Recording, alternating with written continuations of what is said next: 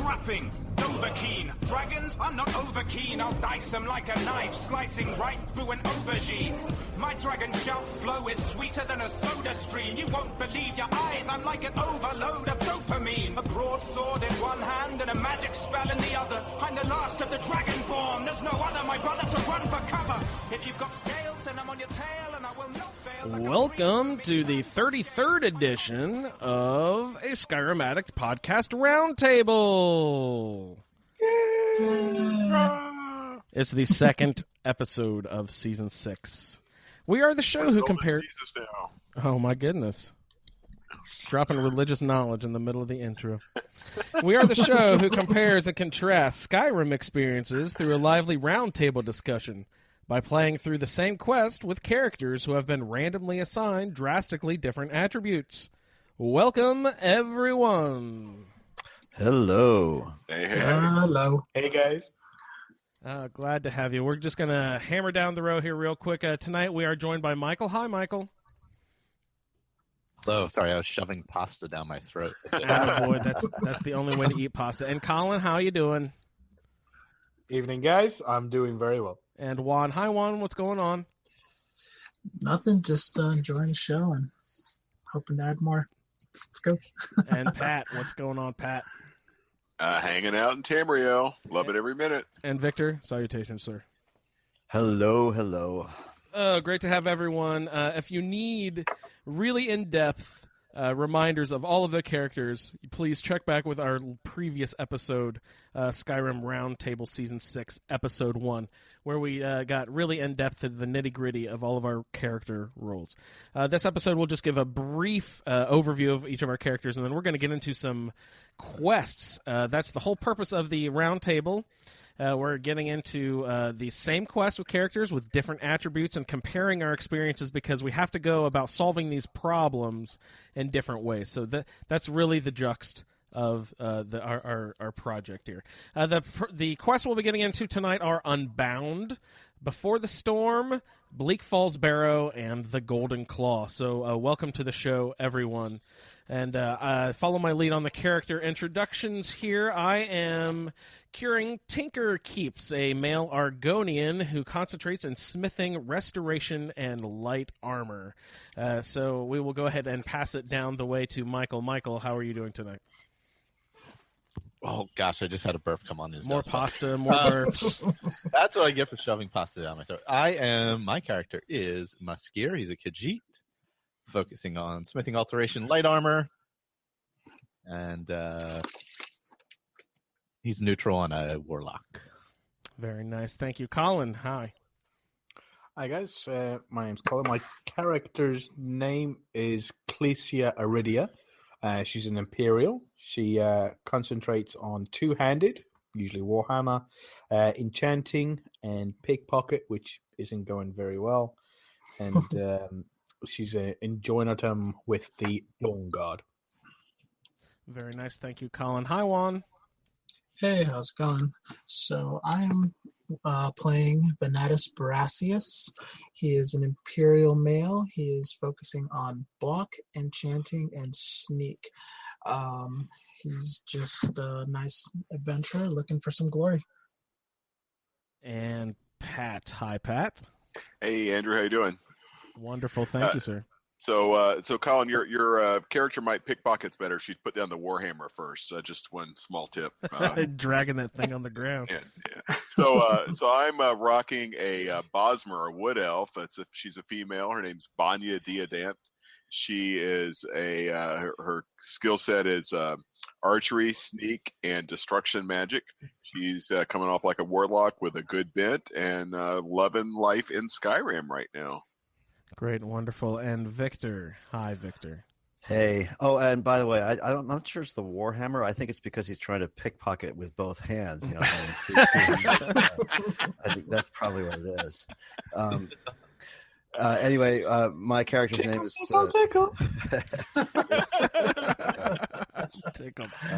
my character's name is Freya Hawthorne. She is also Bosmer, archery, conjuration, and sneak. And her faction is Companions, which she has joined and has become a werewolf. She is a fighter class with an alignment of evil. Oh, nice. Victor, I meant to bring this up. We're sort of crunching time, so I didn't want to. I'm glad I remembered. You say you're a fighter class. That is something. Classes are sort of iffy in Skyrim. They're sort of more in non-existent in Skyrim. And they were more involved in Oblivion, if I remember right, because I've only played just barely a little bit of Oblivion, but there was some sort of class thing going on there, if I remember right. Mm-hmm. But someone in the group was saying that there is now a Fighters Guild mod for Skyrim that puts a Fighters Guild station in each city. Is that something you'd be interested in? Yeah, just 3 cities, I think. Yeah, in fact, somebody was mentioning that in the YouTube chat just now, and I have downloaded it on the Xbox. I have not. I don't think I activated it though, so I didn't. I wanted to get some feedback on it before I added it into my Xbox game. Nice, cool. Yeah, I think I downloaded it as well today, but didn't activate it yet. Awesome. So it sounds relatively innocuous. I read the description. It didn't sound like it really did anything that insinuated itself into major quests or anything like that where you can get in trouble. I think it just adds a guild where you can go to a location and fight NPCs, but I'm not 100% sure about it, so I'm waiting to hear. Cool. So we've got some characters introduced in the last episode. Like I said, if you need more in-depth refreshers about that, please go back and check that episode. We're going to go ahead and jump into Quest tonight, and since this is basically going to be a big comparison episode between Skyrim Special Edition and the old Skyrim, and what we're noticing as we go through and how things are different, and with mods especially. This will be my first exposure to mods, so they might affect me more than anyone else at this point, but I'm noticing some stuff. So let's just go ahead and get into some quests. Since you are the brand new fresh guy to the group, I'd like your initial impressions of just how the game opens up. What are you seeing? First of all, not even story-wise. When you put the game in to your Xbox, is this a cool experience? Do you like the load screens? What's going on? What are your first impressions? So my irritant factor is you can't skip that damn tumble ride at the very beginning. It's like, I get it. You want to have players go through it once, but like you really should leave it to the player. You should be able to skip anything that's that long. That's minor pet peeve. You should be able to mash the buttons and get out of that. But I mean, it's definitely the first time I did it, it was like I really enjoyed kind of seeing it, playing around, looking at all the characters in the cart, everything else. But then the second, third, fourth time, like you should be able to skip that. But that's a minor pet peeve. You only have to do it once per character. Look at the game, it's really good. I actually talked about this on the show we cut last weekend, so a couple episodes ago. The menu screen is really nicely laid out. It's clear. Couple minor differences that are things just different enough from Fallout. Like I find myself when I'm with vendors, because you sell stuff immediately rather than sort of queuing up all your purchases, I have to be more careful when I'm selling to vendors because I'm all the time like, oh no shit, I meant to keep that. I didn't mean to sell that potion. Yes. So then I have to reload or buy it back and take the bid ask spread or whatever. But there's just little annoyances like that because I'm used to button mashing in Fallout. But definitely it's a good looking game. I don't have a comparison to the original edition, but SE looks really nice on the Xbox. I'm having some issues with SE on my laptop, which is interesting because I can run Fallout 4 and I would have expected those to be pretty comparable. I'm having some graphics issues. So currently not playing. I'm sticking just with Xbox, which is fine. That's where my Roundtable character was always going to be. Hopefully I'll be able to figure out the PC issues and be able to start a PC character, which is kind of where I play around with mods and do just some more experimental stuff. Nice. Typically, my sort of more hardcore sessions are always on the Xbox, but definitely a very strong looking game. It doesn't feel like a 5-year-old game by any means. What's your when you boot it up? What's your screen situation? Do you play on a television, on a computer? Kind of like I guess it's like a 40-inch, not 4K, but like a nice quality HD TV, and I've got a little gaming corner of the basement. So it's Nice. I got a 5.1 system and a TV. So it's a nice little gaming corner where I can get nice and immersed in any game I'm playing. Perfect. Victor, I know, said he was doing it on like maybe a 4K 70-inch or something ridiculous. No, that was just I took the Xbox over to Jane's and she has a 70-inch 4K. So oh my god, I think it was Keith fun to has look at something it there. huge. Doesn't Keith have like a 128-inch Whoa. projector yeah, or something? giant thing. Yeah. That's crazy. It'd be Living amazing. the dream. Living the Keith. I mean, living the dream. Living the key. Some guys just have it all. Yes. So we're loading up the video game here, and we popped it in. Nice fresh menus, everything. Got the black emblem, the smoke rises, dramatic song. I love the music, Pat. Good music, yeah. You. Good music, yeah. Okay, cool. You like that? It's sort of it's a great score. Chorale. Oh, yeah, fantastic. Opens in the cart. You didn't like that, Victor? I've seen just that you couldn't skip the cart. Yeah, it's really worth stinks. doing once, but the fact that you can't skip it because it's pretty long. I know. Victor said that he used to just have a save right before you select your all your characters. I started doing that too. He did that in Fallout. I took that advice and started doing that in Fallout as well. So, that's definitely a good call on that. Yeah. You don't have to go through the loads all the time. Yeah, I do that all the time. Yeah. So on PC anyway, it's easy to do on PC. It's a little harder to do on the consoles. To have that save. This tumbling cart thing, this crazy thing that's happening to a lot of people. Victor, you said this was pretty common. Yeah, it's mods. I'd never heard of that before, but that's just a mod thing. Okay. Yeah. No one knows what we're talking about. Sometimes the cart will like barrel roll and do the opening twists. sequence of the game is very, very heavily scripted. So anything that interferes with those scripts is going to cause issues, especially if you're running at higher frame rates too. That doesn't help either. And it used to be one of the biggest culprits on the PC anyway, with things like Frostfall. Helgen Reborn was notorious for causing that. And it's no big deal. You just sort of deactivate them until you get through that sequence and then activate the mods and that goes away. I don't know how, what people have experienced, because it didn't happen to me on the Xbox One, but it would occasionally be so bad that it would completely screw the opening sequence. Mm-hmm. So you'd get off the cart facing the wrong direction, or it was like completely ridiculous. But I haven't heard that happen. It's just annoying to watch the carts tumble all over the place. But you usually end up in the right spot, right? I think alternate start was notorious for that as well. Oh, nice. Well, alt start wouldn't do that. You wouldn't see the cart. Skips the cart sequence. Well, but if you start the game normal and without alt start, even though you don't have it activated, I think it would do it as well. Oh, I don't know about that, but because alt start basically skips that sequence, and there is an option in the alt start to do the vanilla start, which I don't know why you would load the alt start mod if you're going to do the vanilla. Are there aspects to the game? I'm pretty sure it fixes that problem.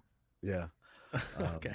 Because all the mods load up at the start instead of trying to load at the same time as the screen's going through. That's the biggest problem. Yeah, exactly.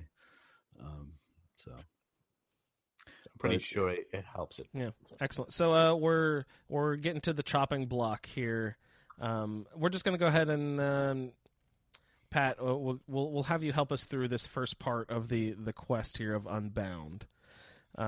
So anyone, feel free. This is an open forum, a roundtable discussion. Pat's gonna help walk us through it. But again, Juan, jump in. Michael, everyone, go ahead and if anything out of the ordinary happens or any of this stuff, I did an alternate start mod, so I'm not going to be able to go through Unbound like Pat. But I'd like to talk about my start a little bit too afterwards, because these alternate start is it's pretty fun. I like that. But Pat, what are you doing here? You got your head on the chopping block or something? Yeah. Right? So it's pretty disturbing, right? You haven't even necessarily even thought about what your character is, and you're already getting ready to be executed. And you got this guy next to you with his mouth bound. What's up with that? You got this, you got people talking to you, and you feel like wait. It's very disorienting, but it's a nice way because it really sort of forces you to try to understand what's happening in the world around you. So it's a nice device because it sort of pulls you in and makes you sort of forces you to be immersed in kind of this blank slate way. So it's a nice technique. You pull up into the town square, and all of a sudden there's this person like reading the charges against you, and this Ulfric guy. What's up with this guy? Clearly something's different with this guy. He's gagged. They're looking at him like he's really the shit. There's something going on with this guy. The guy runs away. Promptly gets an arrow in his back. So clearly it's like you're screwed here. If you run away, you get an arrow in the back. You just wait patiently. You get your head chopped off. It's pretty graphic. You actually see like the first guy get the head chopped off. It really it really happens. And then all of a sudden. You get up there, your head's on the block, and wait a minute, there's something circling in the air. It's the dragon. And I thought this was really interesting. It's something that the people around you that you encounter later in the game. Oh, there's a dragon, just as Ulfric Stormcloak was about to be executed. And he's like, wait a minute. I was about to be executed when the dragon showed up. Wait a second. So, that kind of even you kind of hear that stuff, and then like it sort of is like, Dragonborn, Dovahkiin. It kind of begins to sort of all come together. It's like, it wasn't Ulfric that they were so worried about now, was it? So you get that, and then I thought this was interesting because I actually, some of the listeners, you guys know, I did like the little unboxing on my PC, and then I wound up having a lot of technical issues, so it didn't go as smoothly as I like. But the first time through, I followed the Stormcloak. The second time through, I followed the Imperial, and or vice versa. But it's basically, it's the same thing. It's just who you're fighting and picking the stuff off of. You're coming from Fallout, you get in there, wait, do I want to pick up all these wooden bowls and plates and tankards and crap? And you realize, well, you can. They're worth like 2 gold, and eventually you don't worry about those because you're going to pick up stuff that's got a more valuable gold to weight ratio. But you got to figure that stuff out. You eventually pick up a bow. You reach it does a good job of sort of taking you into sort of the fantasy role playing setting, because you go through the basically like a dungeon, right, where there's the one like the sort of torture scene with a cage. It does all the nice sort of tutorial type things without forcing you to be in a boring tutorial. Like you pick a lock. You put on some armor, you pick up a bow, all the things you need to do to basically run the game. You pick up and just kind of as you're running away, which I thought was a nice. I always prefer a game that does that as opposed to just forcing you into an artificial tutorial where you just spend half an hour mashing buttons that don't mean anything. So that's always good to see basically a tutorial integrated into the game. So you escape through the keep. You got a few different things you have to jump around. I played it long enough ago. And unfortunately, didn't make really super clear notes. But basically, you're just sort of jumping through the cape and picking up a variety of armor. And by the time you get out of it, you got something to protect you. You've got a decent weapon. I'm pretty sure you get a bow at some point during that quest. And you get on the back end with the guy that you escape with, and then they say, depending on whether you're the Imperial or the Stormcloak, it points you to somebody in the town of Riverwood. Mm-hmm. Yeah, which is where you kind of start, and you can start your adventure in earnest because you're now a free character with your own wheel. I think that's the point. Is that the point at which Unbound stops? I forget exactly where Unbound stops because the first couple kind of run together. Pretty much where you exit the cave. Yeah, exit the cave, see Alduin fly away, and that completes Unbound. Alduin? Who's that? Right? You don't. Yeah. Did you say you picked Imperials or Stormcloak there, Pat? I'm sorry. I said, did you say who'd you pick? Did you pick the Imperials or the Stormcloaks? I followed one. I actually forget because on my PC I followed one, and on my Xbox I followed the other, and then of course by the time as soon as you get into town you start selling all the crap you picked up, and I did one of each. Well, that's something that I thought was hilarious. Was the first time I played the game, I had no idea I was making a decision when they were telling me to make a decision, like follow Hadvar or Ralof. You know what I mean? Or Ralof, however that's pronounced. Yeah. Right. I didn't even know that they at that point were already planting seeds of of what is happening in the story here. Were you picking up on that already? Because my first playthrough, I was oblivious to what was happening. I was not. I think I was like searching for like some tips for some of the crashes I was getting, and like I saw just stumble across somebody commenting about that particular person's. I like to follow the Stormcloak because then you get Imperial armor, and he liked picking up the Imperial armor better. And that's when I realized, oh, wait a minute, it's just a mirror image. And then, I didn't pick it up personally, but then once you play through, it's like, oh yeah, this is, these are the the two sides of this game that you're going to have to contend with over the course of the whole game. Yeah. Well, I don't even remember who I picked. It goes. But I mean, the way in typical. I did it so long, I'm sorry. Go ahead. No, go ahead, Victor. I was going to say, in typical Bethesda fashion, I mean, they're planting a seed, but it's not a seed that grows, forces you to go in any direction. Yeah. It doesn't know if it's a tomato or a zucchini yet. It's just a seed. Zucchini, totally. Yeah. Or an aubergine, in fact. An aubergine. Eggplant? Is it really what it is? Is that what you said? Are you fucking with me? Victor's No, it's probably true. messing That's with what me. it is. It's an eggplant. Yeah. Nice. Oh, that's so neat. If you go to the paint store and you look at the purple, there's going to be a purple paint chip called aubergine. I guarantee it. Yeah, probably. Oh yeah, nice, hilarious, cool. So that is Unbound. Anybody have anything weird or different happen with Unbound? Anybody play it vanilla? Did everyone do the alternate start? No, I went through the vanilla deliberately this time because I hadn't done it in so long. How was that? It was great. I really loved it. It's and it really, I made it fit into the story, into Freya's backstory. So because making her having met Lokir in Bruma and fallen in love. I wanted to give Lokir a little bit more than he gets. He's in most people's games. Horse thief. Yeah, he's just a horse thief that gets killed quickly, and I wanted to give him a little bit of his due. So yeah, it was a lot of fun to go through that sequence again. That's awesome. Yeah, I nearly always go through vanilla, and I went through the vanilla one again. So yeah, it's interesting when he does sit there and he prays to all the divines, and he does only go through 8, and you're just like, wait, why didn't he do the 9th one? Just because you notice that he's in Talos, Yeah.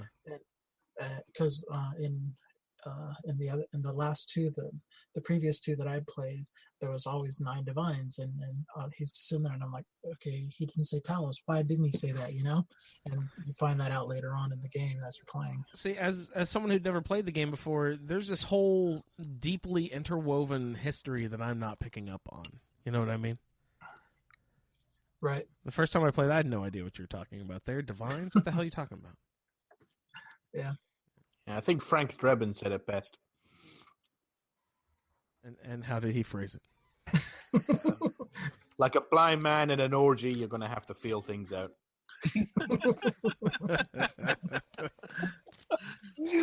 Oh, Colin, always with the wisdom we need on the round table. Guys, I'm just doing a private little unboxing over here myself. I got some toys today at the Think Geek store. Did you buy the Vault-Tec hat or the No, I didn't get the beanie. I got the agility bobblehead, which is really fun because his head, it does little bobble. It's really fun little bobblehead. And I got a little mystery mini vinyl figure that I don't know who's in it, so we'll figure it out. Anyway, sorry. We'll get back to the Skyrim Roundtable here. Sorry about that. We got some more questing to get into before the storm, I believe, kicks off in Riverwood, if I'm not mistaken. Yes. But we needed. Oh, sorry. Before we get into that, I'm getting ahead of myself. We needed to discuss any alternate starts. Who did alternate starts? I did. Michael. What? Tell us first of all a little bit about. Are there multiple mods themselves, or is there just one that we're working with? Is there more than one on Xbox now? I don't even know. I'm not even sure what's available. One. Yeah. Live Another Life was the only one on there when I started it. But you go to the little shrine and then you get your choice of where you want to start. Just break out of the prison there, or in a tavern. I think you can be. There's a bunch of different options. Just getting off a boat was one of them, I think. Right? Yeah. I think I had random escape a dungeon or something, where I ended up in abandoned prison. Yeah, that's the one where you just say, "I just want to escape from here," right? Was that the Escape from there? Yeah. Oh yeah, they are. Yeah, you're in the abandoned prison. Yeah, that's what I did. I escaped from there. That's what it was. So then I had to get out of the abandoned prison and find my way to Riverwood, essentially. Actually, no, I had to go through Helgen. I had to walk through Helgen just to have see Alduin flying away, Right. and then off to Riverwood, and that Yeah. kind of kicked everything off. I think there's a little note. That's interesting. You that actually find. you got to see Alduin fly off. Barely. I think he's kind of flying away as you walk to town or something. Interesting. Mhm. But that's probably like game scripted or something, right? That he probably sits there until you happen to walk to that spot, right? Yeah, he does. Exactly. Yeah. You have to get close enough within the cell or break through the cell, the Helgen cell, and then the alt start mod kicks off Yeah. the end of Unbound Right. Yes. for you. So that's how it works. Yeah, I think there's a little journal that talks about what happened, which is kind of weird, but at least it's a way that talks about. I think it needs to do something to really initiate the whole course of events. Basically, I think the sort of the premise or the affectation of the mod is that you walk into Helgen and you find the burnt corpse. You pick up the journal, and that burnt corpse would have been you. Oh, okay. I think that's what Arthmore is kind of hinting at there. Is you've sort of taken up the mantle of the Dragonborn who actually, frankly, died. So it's kind of a cool little alternate. Okay. Yeah, I thought it was fun because you just kind of wake up in a cell, and there's a statue of, who was it, guys? Mara, maybe? Mara, yeah. Yeah, it's the Mara. Yeah. Mm-hmm. And what did I choose? God. I went back and tried a couple different ones because I wanted to see what they did.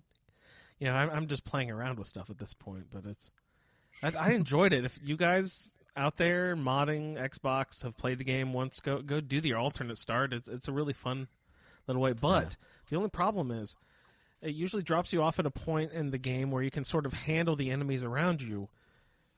With this alternate start mod, it might drop you off in places you're not really capable of dealing with enemies yet. It dropped me off right outside of Arking Thames. Yeah. And I tried to step in there, and I held my own for a couple like spiders and stuff, but it just got, when the spheres started popping out, there was nothing I was literally powerless against these things. You know, it was like you cannot take on certain enemies at super Which low mod levels. was that one? Oh, that was the same alternate start mod that dropped me off. But which did you choose? I don't even remember which one that was. There was one where it's Is just that the Left 4 Dead? See, I said I tried a few different ones, so I don't remember which one I actually rolled anymore. But I woke up on that bedroll outside of Arking Thames entryway there. So Arking Thames or Alftand? Alftand, you're right, Victor. I'm sorry. You're totally right. Okay, Alftand. Yeah, that's the Robbed and Left 4 Dead one. Yeah, and you sometimes you wake up in the middle of 4 bandits who are just basically beating on you. It's if you sort of jump left and jump out the window, that's because I've died there so many times I can't even. That's I was left out in Solstheim once. You're right. Yeah. And one time I forget what dragon mod I was using. I did my little thing. I jumped left, jumped out the window, and immediately got blasted by a dragon who had spawned in the same place. So it's like, what the heck?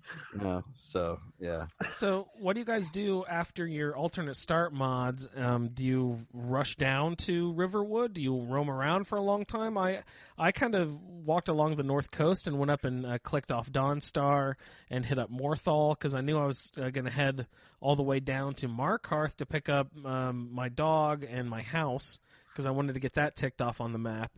So I stopped in Morthal on the way down too, and then I worked my way back and kind of hit up Riverwood on my way back towards Lagbroshore to pick up Ogle.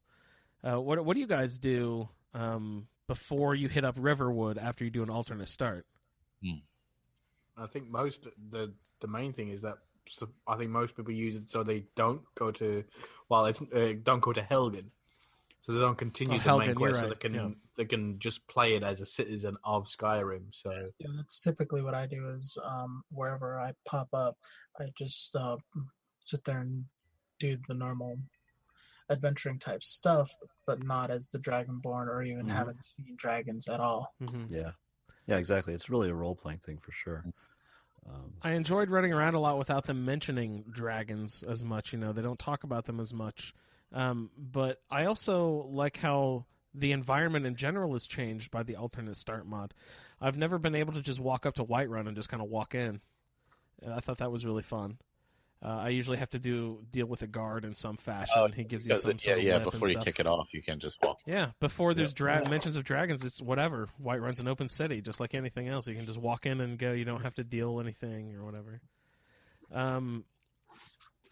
What else was I noticing? There's just like lots of little things. They like instead of mentioning dragons, they replaced it with riots. I believe was the term they were using. It was like, oh, there's riots in Helgen. I heard it was an uprising. They held the riots. You would hear people mentioning that every once in a while, and then that clicked off the mention. Go investigate the city Helgen or something like that in my quest log. Yeah, Right. Is that how that actually functioned? Am I remembering that correctly? pretty much. yeah, there's also an NPC as well. I think What do you mean? Explain that. there's an NPC that you can meet along, and then he sort of like steers you towards Helgen as well. Does that just randomly play? They just kind of shove him in wherever you happen to be at some point. No, they just shove him in Skyrim, and then if you happen to run across him, Okay. There's only one. Wow. No, I definitely overheard a conversation about a riot, and it clicked up a miscellaneous quest to go to Helgen to investigate the riot. Mhm. Huh. So I thought that was awesome. That was really cool. So that causes you to go to Helgen, and then again we'll pick up right where you left off. You read that Journal of the Corpse, and that sort of kicks everything off. Go ahead, Juan. I think I've gone into the cave, and either Ralof or Hadvar are still in there, injured. both of them. Yeah, and you give either one of them a healing potion, and that's the one that you walk out with, or the other one dies, okay. I think. That's another thing. That's a great addition. That's another thing that was really fun. I thought something was wrong with the quest because it wouldn't let me go past a certain point in the dungeon. I was like, what the hell is this? Everything's blocked off. It won't let me go. It won't let me go. The quest marker's here, but the quest marker was actually towards the mouth of the cave that was outside of the city and back and around. That's right. Yeah, Arthmore actually added a pile of rocks in there. Yeah, so you Exactly can't get that through. purpose, I was yeah. like, I know that I am not insane. I know that there was a hallway here at one point. Yeah, So- you just got to remember that normally when you go through the vanilla, as you're going through, a lot of the roof caves in and blocks off a lot of the paths. And they still had, even though there was no dragons present, they still had the collapses and the avalanches happening. Mhm. That was pretty fun. That's because the dragon attack did happen. Yeah, Yeah, you just weren't there. Yes. I just wasn't there yet. and just for any new PC players that are listening that are interested in mods, there is another alt start mod out there called Unbound. I'm not sure if it'll ever pop up on the consoles because I don't think it's I'm not sure if it's supported anymore, but it's excellent. So go out and check it out. I won't say any more about it. It's very different. Great. I think I've used Unbound actually on PC. I like it a lot. I've used it on several playthroughs. That's the title of it. Unbound. It's called Skyrim Unbound. Skyrim Unbound. Okay. Yeah. Nice.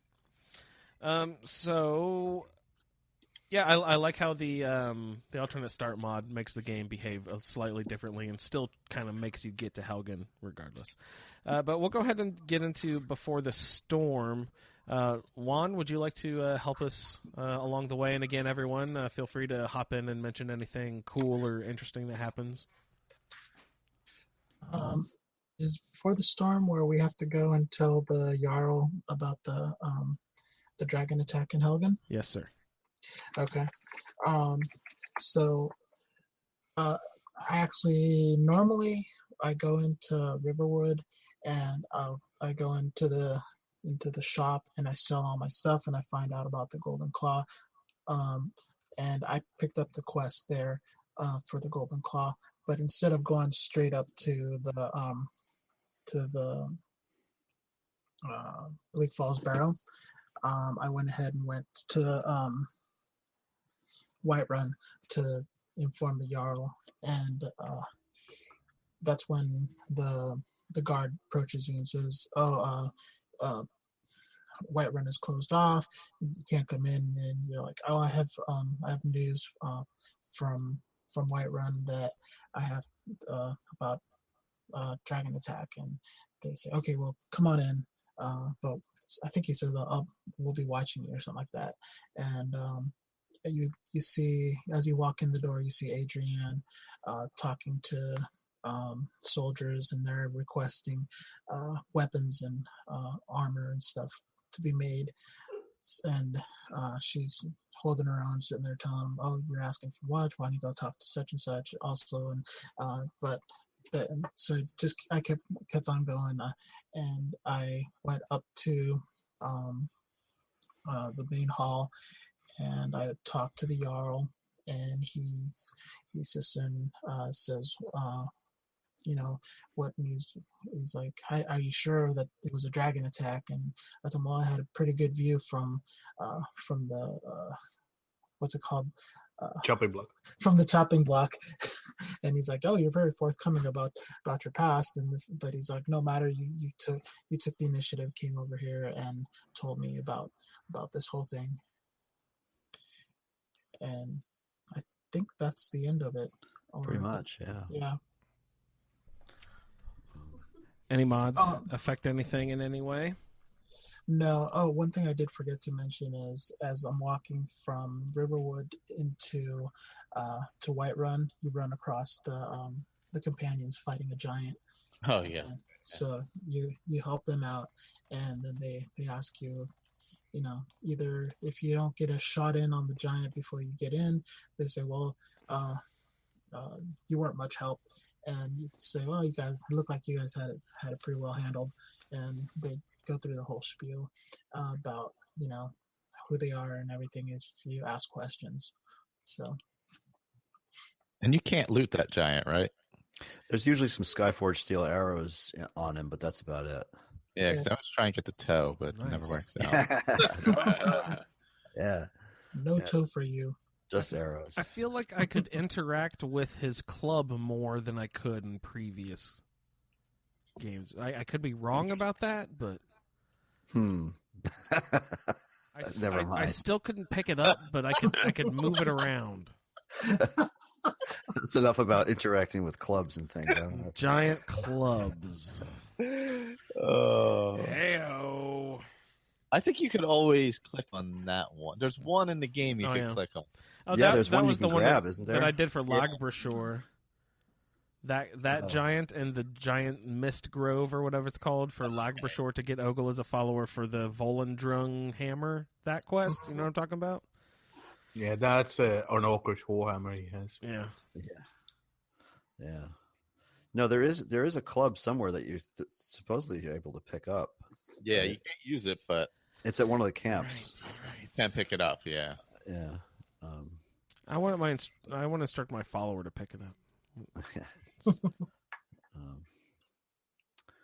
And of course, there's mods for that as well. Oh, there's mods for everything, but I did not know that. That's cool. You can take a Giants Club. I think so. In fact, there's one. I thought I saw one pop up on the Xbox just recently. Nice. So. There's lots of bad mods out there too. Someone was just commenting on that about how painful it's getting to have to sift through all the shitty mods in order to find the few that are actually good, because there is a star system, but as far as I can tell on the website, or at least on my phone, I cannot filter by the stars. So I still have to look at all the 1 stars as I find the 5-star ones. You know, the stars are useless because all the 16-year-olds put 5 stars on My Pretty Pony and Big Boob mods, and that's all they care about. So the stars won't tell you anything. Don't diss My Pretty Pony. Yeah. Sorry, I didn't know you were into ponies. I'm a pony boy. But no, you just Brony, Andrew. Brony. I don't even know what I'm called. And don't forget all the impractical, skimpy armors as well. Oh yeah, yeah. Yeah, no, it's terrible. I mean, you look at the Nexus is just as bad. It's always been a problem. But hey, it's each to their own. But yeah.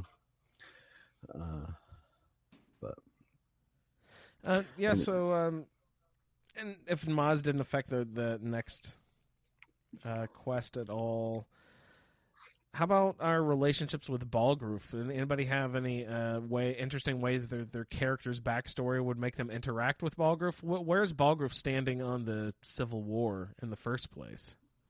He's on the fence at the moment. It did play in mind. I didn't choose the option where I told him that I was there as a criminal because obviously I wasn't. Mm-hmm. I just came from Helgen. I was stationed there. And I was informing the local authority that he should shore up his local guards and stuff like that. And I done the same thing as one. I went in, sold my crap. Then I listened to Hadvar to Alvor and headed down to the local Jarl to inform him that his city could be in danger. And so headed there, and that's sort of like led through.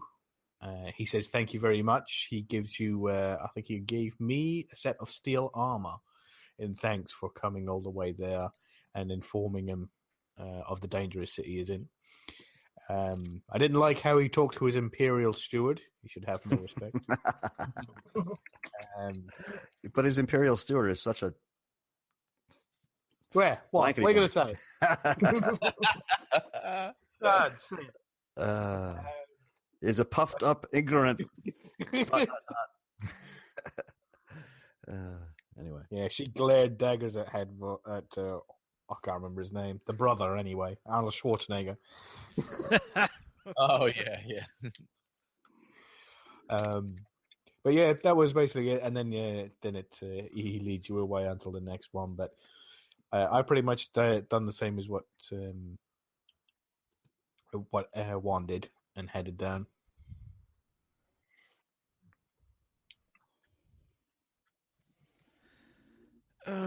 So we've gotten through Unbound. Before the storm, we've warned there's some sort of dragons coming around. Balgroof, what does he give you? He gives you something when you come back, right? Is it a shield that he gives you when you get back? There's some sort of it's armor random or something. Oh, it is random. Okay. Oh, okay. Yeah. When I arrived there and told him that the dragon was there, he gave me steel armor. When you come back, I think he gives you an enchanted something or other, whether it be armor or a weapon, I think. Yeah, it depends on your level and your skills. So you actually get two items from him. Then you're right. He gives you something before you go, and then a reward, an enchanted reward when you get back. Yeah, I think I remember that. And then it gives you another third piece. He gives you the axe of. Well, that's later. Yeah, that's later. Yeah.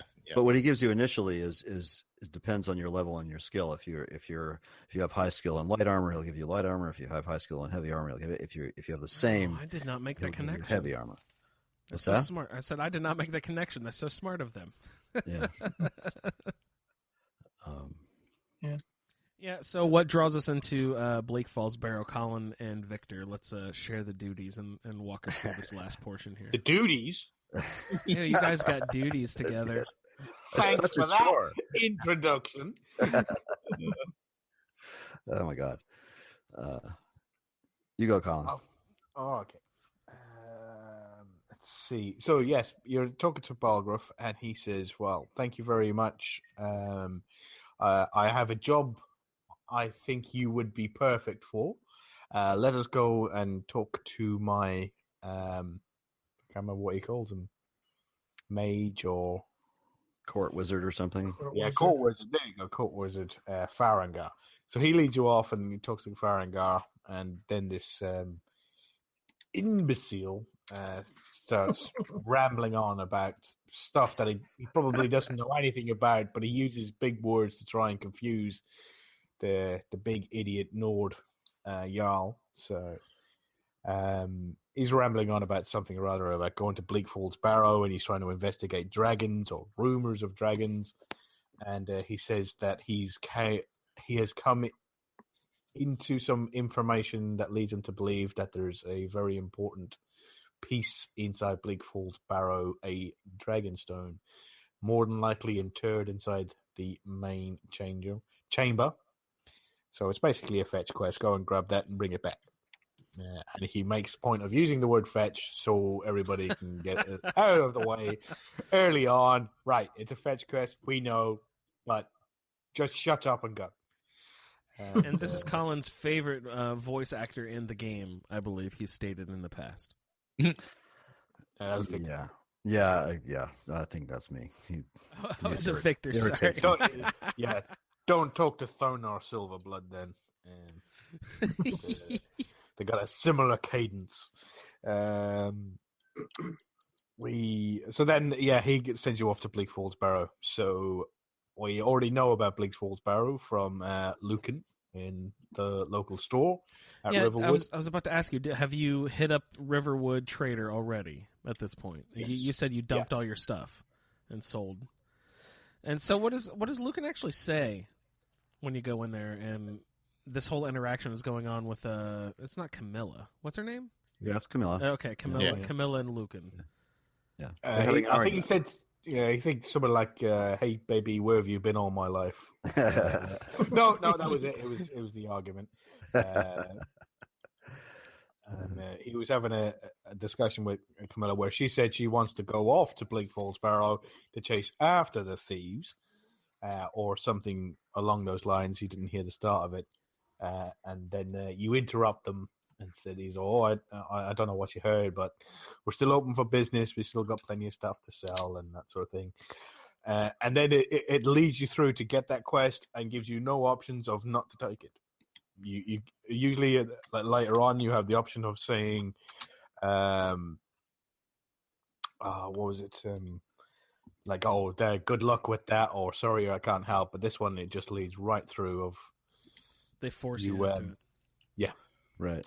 But on the other hand, you don't, if you have skipped that and gone straight to Whiterun and picked up the Dragonstone quest and go straight to Bleak Falls Barrow, you can still initiate the claw, etc., and just bring it back to him without even ever having talked to Lucan.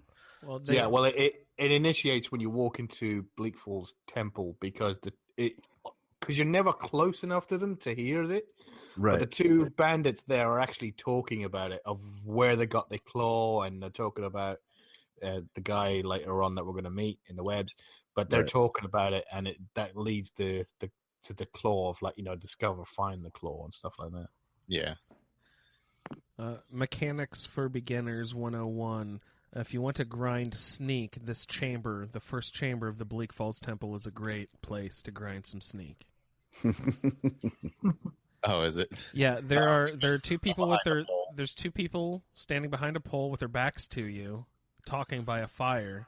So you just go up and stand behind the pole and move in circles, and your sneak level will just go. Boop. It goes up fast early game anyway. So that's pretty. Oh yeah, that's low level. Blow them out. Andrew likes to cheat, for all you new listeners out there. That's not cheating. That's not cheating. That's total game mechanic. Absolutely agree with Victor. Yeah, and actually, I didn't not to sidetrack us completely, but I didn't talk about that. I talked about it a little bit on last week's non-roundtable show. That the whole mechanic of the way your skill building is your level building is how you get your levels in this game is it's not bad, but it's really hard. It's really different to get used to. That there's no level rewards or quote unquote XP for completing a quest. So it's very different. Things like sneaking or your archery, just using the skill is how you advance, and that's I don't know of another game that has the mechanic. So it's kind of fun playing around with it. I thought Fallout was hard to get used to. Personally, I thought Skyrim was really nice, and it made sense because you use the skill, you get points for it. But Fallout is much more traditional. You do a thing, you get XP. You do a thing, you get XP. That's much more traditional than Skyrim. Gopher pointed that out in one of his more recent videos about looking back on Skyrim and what he loved about it and stuff. And it is kind of cool that you can have a battle mage and a fighter, both heavy armor, both have 100 skill and heavy armor, but you haven't taken any perks. One of them hasn't taken any perks in heavy armor. It's totally different character, totally different approach to the game. So it makes I think it's a really good mechanic, but it's it's not the only one. Yeah, I like it. It takes some getting used to, because you can do things like what Andrew was talking about with you're working the sneak or working the archery or whatever, or the alchemy like Michael was talking about in an early Skyrim Addict. Yeah. Well, I think that's what makes it easier to roleplay in Skyrim. The fact that you don't have to complete quests to level up. Absolutely agree. Yeah. Yeah, that's true. You can have a level 100 character or 81 character, whatever the level is now. You can have a high level character without actually ever picking up the Dragonstone. Yeah, you can. Yeah, you can completely avoid all that altogether and play for hundreds of hours. Yeah. Does anybody know? God, I forget his name. Pat, the guy who does Jennifer for Fallout. Michael, someone. Mikhail, someone. Oh, it's he's in the chat. Yeah. Oh, is he right now? Hey, shout out to him. I just randomly thought I'm literally not looking at the chat. I just thought of Michelle, him. Right? Michelle. Is it Michelle? Oh, who I just sent the CD to? That's the same person. Oh, wild. That's crazy. Yeah, and Michelle confirmed. And Michelle also commented live in the chat here that he prefers the Skyrim way of leveling up. I was going to say, do you play Skyrim and do you have legendary characters that you've taken to level over 200 or whatever? That's awesome that he's in the chat. Holy crap. Thanks for tuning in live. That's awesome. You scared the crap out of it, didn't you? Yeah, I was like, God, did we say anything bad about it? Oh no, we didn't. It's okay. My heart rate did increase a little bit, you guys. You don't know about this. It's like, oh man, jumping. Yeah, that Fallout character he had was amazing. Yeah. I think of Jennifer all the time. I'm ashamed of myself. We won't tell Tori. It's all right. Oh man. And she doesn't listen to the podcast, right? Yeah, I could. I was just thinking about that, and I could, talk about whatever. It doesn't matter. She doesn't care. She doesn't listen to podcasts. She thinks I'm silly down here. But as she said on the live stream, at least I'm not out, womanizing in bars or something. At least she knows where I am. Yeah, you're just sending mixtapes to people called Michelle. Yeah. She did raise an eyebrow when I told her I was sending mail to someone named Michelle. She was like, "Who?" I said French dude, Canada. She said, "Oh." Yeah, sure. That she's all right with. Perfect Very cover. progressive lady you've got Wink. Oh, that's hilarious. Okay, so we're in Bleak Falls Barrow. I'm grinding my sneak over here in the corner. What are you guys doing? You're doing what in the corner? He's going around in circles. He's circle sneaking. They can't see me. Hush. With Frostfall, Bleak, it's really cold up in Bleak Falls Barrow. Yeah, it is. It is. You're right. And once again, wasn't really prepared. And kind of lost campfires. And skill levels go way down when you get cold. Yeah. Oh yeah. And I was about to freeze to death when I ran into the chamber. So... Yeah, that's a really good point, because it's early game, so you don't have a lot of skill and level and stuff, and outside Bleak Falls Barrow, it's blizzard, it's cold there.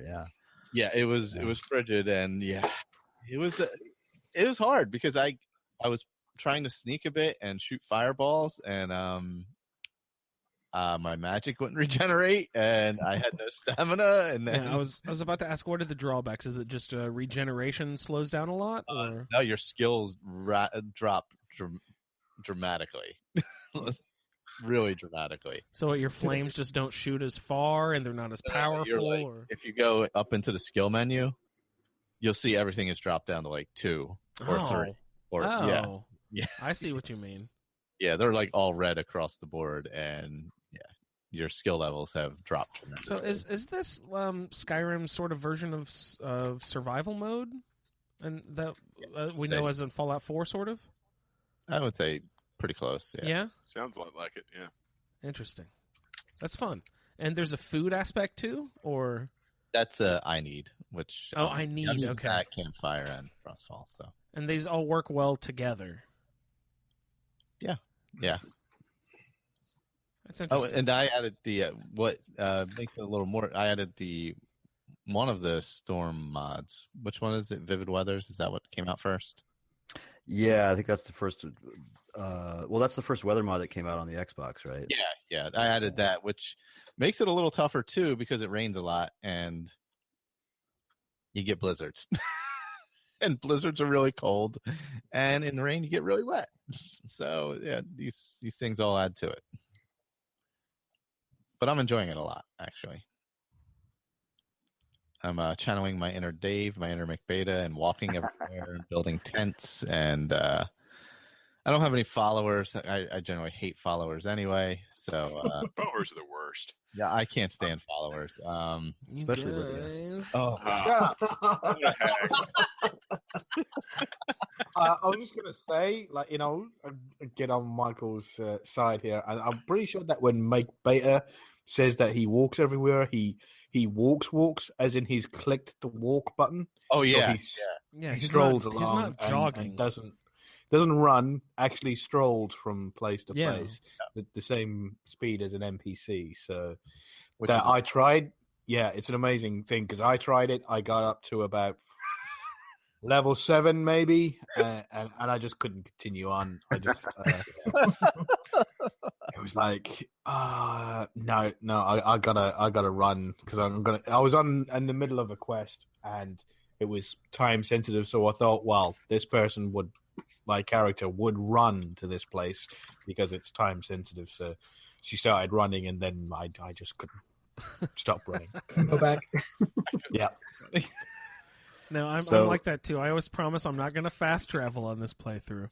But well, I'm not fast traveling, but I am running. this is very nice. The special edition has done a very good job about helping me run around more. I have to admit, like I'm not fast traveling nearly as often as I would because I want to see what's around the corner, how they've polished this.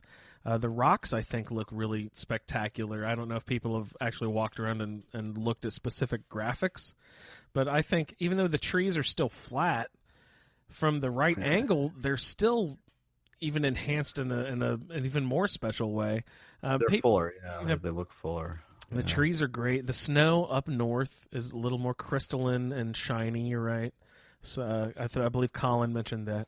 The water, Victor, I believe I heard you mention a couple episodes ago. The water actually flows the correct direction now, which is a big help. Well, they fixed it up. It flows. It flows with the direction of the stream instead of like diagonally across, which looked awful before. I think that still needs a little work. I'm using the Realistic Water 2 mod because it still looks better, but it's much better than it was. Yeah, I think one of the guys in OTR was saying that you could actually see the fish swimming in the water when you were looking down on it. Yeah. Hey guys, I gotta run, so I'm gonna jet off. Great, thanks for joining us, Victor. sorry. We'll see you next time, buddy. Alrighty. Take Good care. night, Talk to you, Victor. See ya. Night, dude. Yeah, I mean, we're getting close to wrapping up the quest for the evening anyway. Then we'll just get into sort of a free-form discussion of initial impressions of the special edition, how well we're enjoying, and any side quests that we've gotten into. Like there was any kind of semblance of order before. Yeah, no kidding. So have we gotten to Arvel? What do we? I don't remember where we are. Or have we gotten to Arvel yet? We're just about to. Okay, Colin, help us out.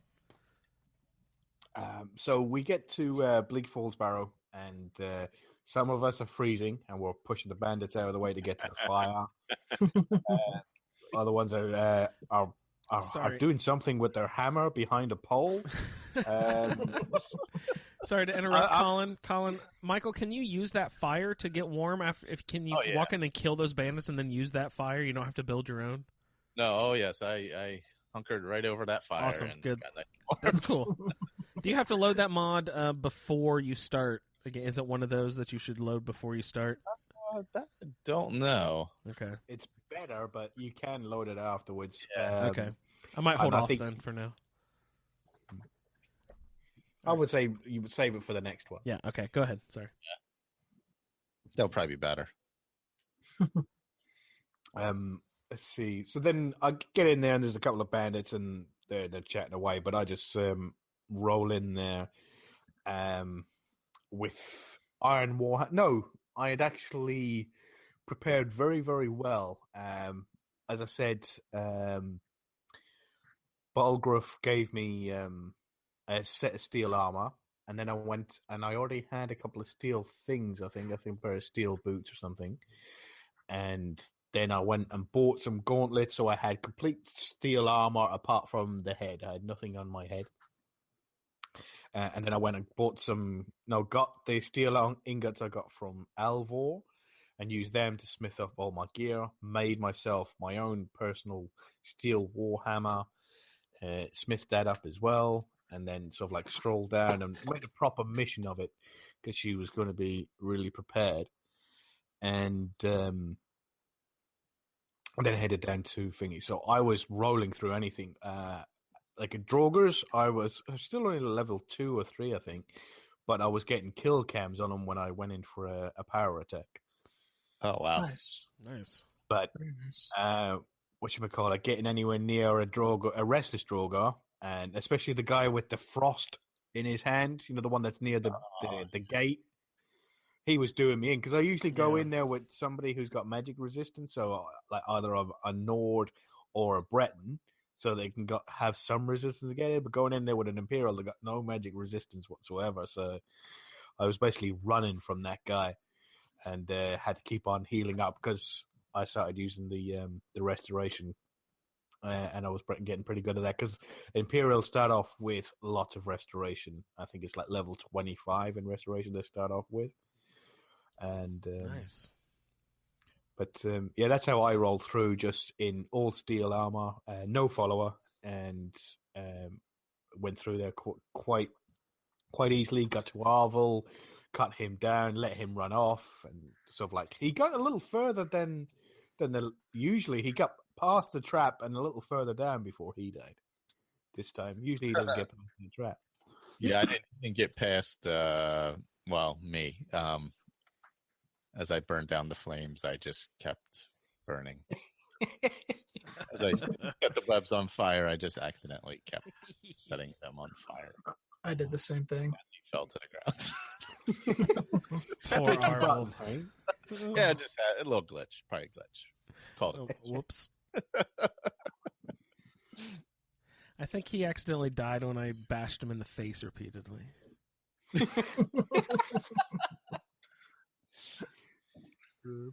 Whoops. Poor Arvel the Swift. It's funny that was the only thing I remembered from Colin's game on the charity stream. I just happened to remember that name as one of the quiz answers, and I came across that guy. It's like, oh, I know this guy. It's like, oh, and I probably shot him in the back with an arrow when he ran away from me. As he ran. Your reputation precedes you, Arvel. Yeah, you're going down.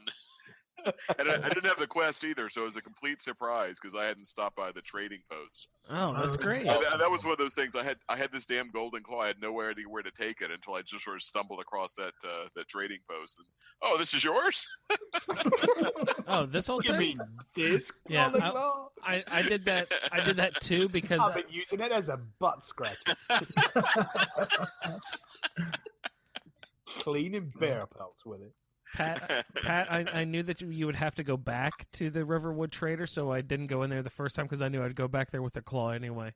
Yeah. So I did that thing, and I noticed this is the first time I ever did it that way, and I noticed that they worked in the dialogue like a little line about, oh, you mean this old thing? Like, Yeah. Oh, this is that. Yeah, I've got that already. Afterwards, without knowing, that line. Yeah. I always like that. And they're so like but when they're introducing it, they say something like how they're depressed or something. The store is not the same. I forget exactly what they say, but they sort of allude to the fact that something's missing from their lives. Yeah, it's the damn golden claw. Yeah. So I accidentally killed Arvel too. So Poor guy. what do we get? We get the claw from him, right? Yeah. Claw and Skyrim, I think it's sort of like it kind of explains the golden claw. And I mean, he is the one who stole it. Shouldn't have right? taken you long, Pat, to figure out the claw of how to find the. Oh yeah. No. How about that That's right. puzzle? Yeah, How that's did right. that work? The claw leads to your first experience with the icon puzzles. Yeah. Oh my god! I How remember was the that? first time doing that. I was so lost. Pat, for the I first did time. it by dumb luck the first time. I didn't realize. I knew that there was supposed to be a clue somewhere, but I didn't know where it was. So I just did it by dumb luck. Are you kidding me? Oh god. Hey Pat, how'd you do on the where you have to spin the little icons to open up the gate? I actually got it the first try, totally by accident, Oh because god. I'd Screw missed the you. clue. I forget where the clue is in that dungeon, but I knew how it was going to work. And I knew somewhere there was a clue, and I missed it. But I said, what the hell? I'll just try one, and it just totally happened that at the very first one I got it. Yeah, I know. Some people sit there and they kill the bandit as before he does anything. But usually, I just as I'm sneaking in there, the first time I was catching up to him, I was about to hit him, and I saw that he went over and pulled the lever, and he just gets hit by poison arrows and gets killed anyway. So I don't even worry about him anymore. I just let him get killed, and then I just go. Arvel, not really that swift at all. Yeah, no, it's actually it's another thief that's kind of before you even get to Arvel the Swift. Oh yeah. Oh, okay. Yeah. Yeah, he always dies. Yeah, if you just leave him there. Yep. Not the brightest bandits in that. No. I remember one of my first playthroughs that I did not know to pick up the golden claw off of him or something for some reason. So I just thought that it was broken or something. I just thought I couldn't proceed. I didn't know why I couldn't go any further. I thought it was stuck. You probably didn't find his body. Maybe he ran off and you couldn't catch up to him. Something. And then you didn't notice his body or anything like that. Because if he gets hit by that trap, he can get knocked over the other side of the wall or something. Hey, speaking of which, after we get through the quest, I also want to talk about our dumb mistakes that we didn't know about the game on our first time through, just so Pat doesn't feel bad. You know what I mean? Where are we on the quest? We just killed Arvel the Swift. Arvel. That's it, I think, for this week, right? This is the last one. Yeah. Then So we get into the golden that, claw so- portion as well. Yeah, because you go through the dungeon and you find your first word wall. Mm-hmm. Oh yeah, that's right. Yeah, that freaked me out because I didn't know the word mechanic at all because I tried to avoid spoilers and I thought I had no idea what it was because you get that glowing thing and you kind of go into this sort of like fog of whatever. I had no idea what was going on. It's confusing. It's really strange. Run away! Yeah.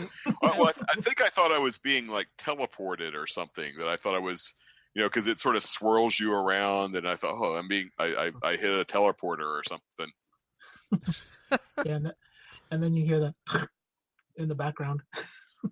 Yeah, you're kind of the- blinded, you and hear then the an enemy crypt pops opening. up in your first dungeon, probably most likely as a player. Yeah, Incredible. we're just gonna blind you. Was there anything special in the dungeon? We just kind of jumped from Arvel to the last room. Was there anything else? Was there a couple draugrs? I think there was a couple chests. Yeah. Wing axes. Giant frostbite spider, which was Oh a yeah. pain in the ass. Does it Trying have a to kill name? that with a warhammer. Bunch of Oh, skeevers. Oh, good lord. Yeah. Up close. Yeah, the frost spiders are perfect sneaky archer fodder because they go down pretty easy to a sneaky archer.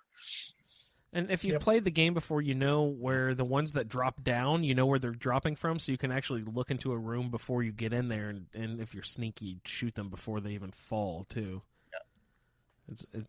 You can start they knowing where freeze, they're coming a from. couple times on the way down. Yeah. Yeah, they don't. Yeah. Something. Yeah, they come like part way down, right? Some of the time. Yeah. Clecia refuses to carry around a small bag of sticks, so she was just going warhammer. So Is there any other melee weapon in the game besides bow and arrow? Range weapon besides bow and arrow? Range weapons. Magic. Besides magic, of course. Crossbow. Yeah, there's Crossbows. Yeah, crossbows. There I should think be. some mods add There's a spears. mod I think that adds that. I forget what it's called. That sort of like leather bag you whip around your head and throw a stone at someone. I think Sling, perhaps. Is that a sling or whatever it's called? I think I saw. That would be a sling. I saw a mod for that. It could have been on PC only. I doubt that's on Xbox yet. I don't know. There's a whole mess of mods out there. There's literally thousands to sift through. But yeah, the vanilla game, you have the bow and arrow. Yeah. You have the longbow, and you have a crossbow. Yeah, I can't think of anything else besides ranged magic. Yeah. I think I saw a mod that adds throwing knives too. Ooh, throwing knives. That's fun. Especially for an assassin build. That'd be great. Oh, that would be awesome for an assassin. That'd be fun. I always wanted to do the poisoning assassin, but if you add the throwing knives to that, that's a nice touch. Yeah, it's pretty sweet. Yeah. Or like darts, if you could add like poison darts and stuff. Yeah. Oh, I hated darts in D&D. That was the only missile weapon that mages could use, and they were horrible. Throwing darts were terrible. Oh no. Oh, sweet. Well, at least in this game, you can put paralyze poison on them. Yeah, Pat, have you figured out how to poison? Oh yeah. I've been poisoning since the early day because because frostbite spiders, you get poison off them right away. So I figured that out very early. It took me a long time to realize how to do that. Would you like to explain to any new listeners how that mechanic works really quick, if you remember? Yeah. So you have the frostbite venom from the spiders, or when you're alchemizing and you get poisons, or you have potion of damaging stamina or poison or whatever, you have a weapon, either a melee weapon or a bow, and you have that equipped. You go into your item menu. I guess you could. I haven't favorited any poison, but I guess you could favorite a poison. You go into your inventory, click on a poison or a damaging potion. It says, "Do you want to poison the weapon that you have equipped?" And you say yes, and then this took me a long time to figure out how you could tell if something was poisoned. If you go into that weapon description in your inventory, it'll show a little green arrow icon indicating that it's poisoned. And then the first time you hit, it will apply that poison effect to the thing you hit, and it'll actually say, like if you try to poison a vampire, it'll say vampire has resisted the poison or whatever, because I don't know if they're immune or just largely resistant or whatever, but it'll tell you if they resist. And Pat has figured out in 2 weeks what it took me a year and a half to figure out. Yeah, I didn't even know about the little green icon. Well, it was driving me crazy because, at first I thought, because if you try to poison a poisoned weapon, it'll give you this message that says it's already poisoned. And I thought at first it was actually wasting the poison, and that was really pissing me off. So I said, it's got to but actually it doesn't waste it. It doesn't apply. I realized that later. It doesn't apply the second one. But in the meanwhile, while I was being frustrated by that, I figured out that you actually can. It has that little green icon. Okay. So the rest of the dungeon, it's a good dungeon crawl. It's spiders and the Draugr are fun. Draugrs are great sneaky archer targets because half the time they're just sitting in their little crypts waiting for you to kill them. Is Draugr a classic role playing fantasy character enemy? I've never heard that word before, but the archetype is absolutely classic. Okay. Well, zombie, mummy, whatever. I was watching a Nordic documentary the other day, and they used it for the word for their what they would call a zombie. So I was like, oh, okay, it's just the Nordic word for zombie, basically. Well, and that's the way D&D, every monster name in D&D is from something. If you look it up, it's going to be the Old English or Anglo-Saxon word for something. It's it's a lot of.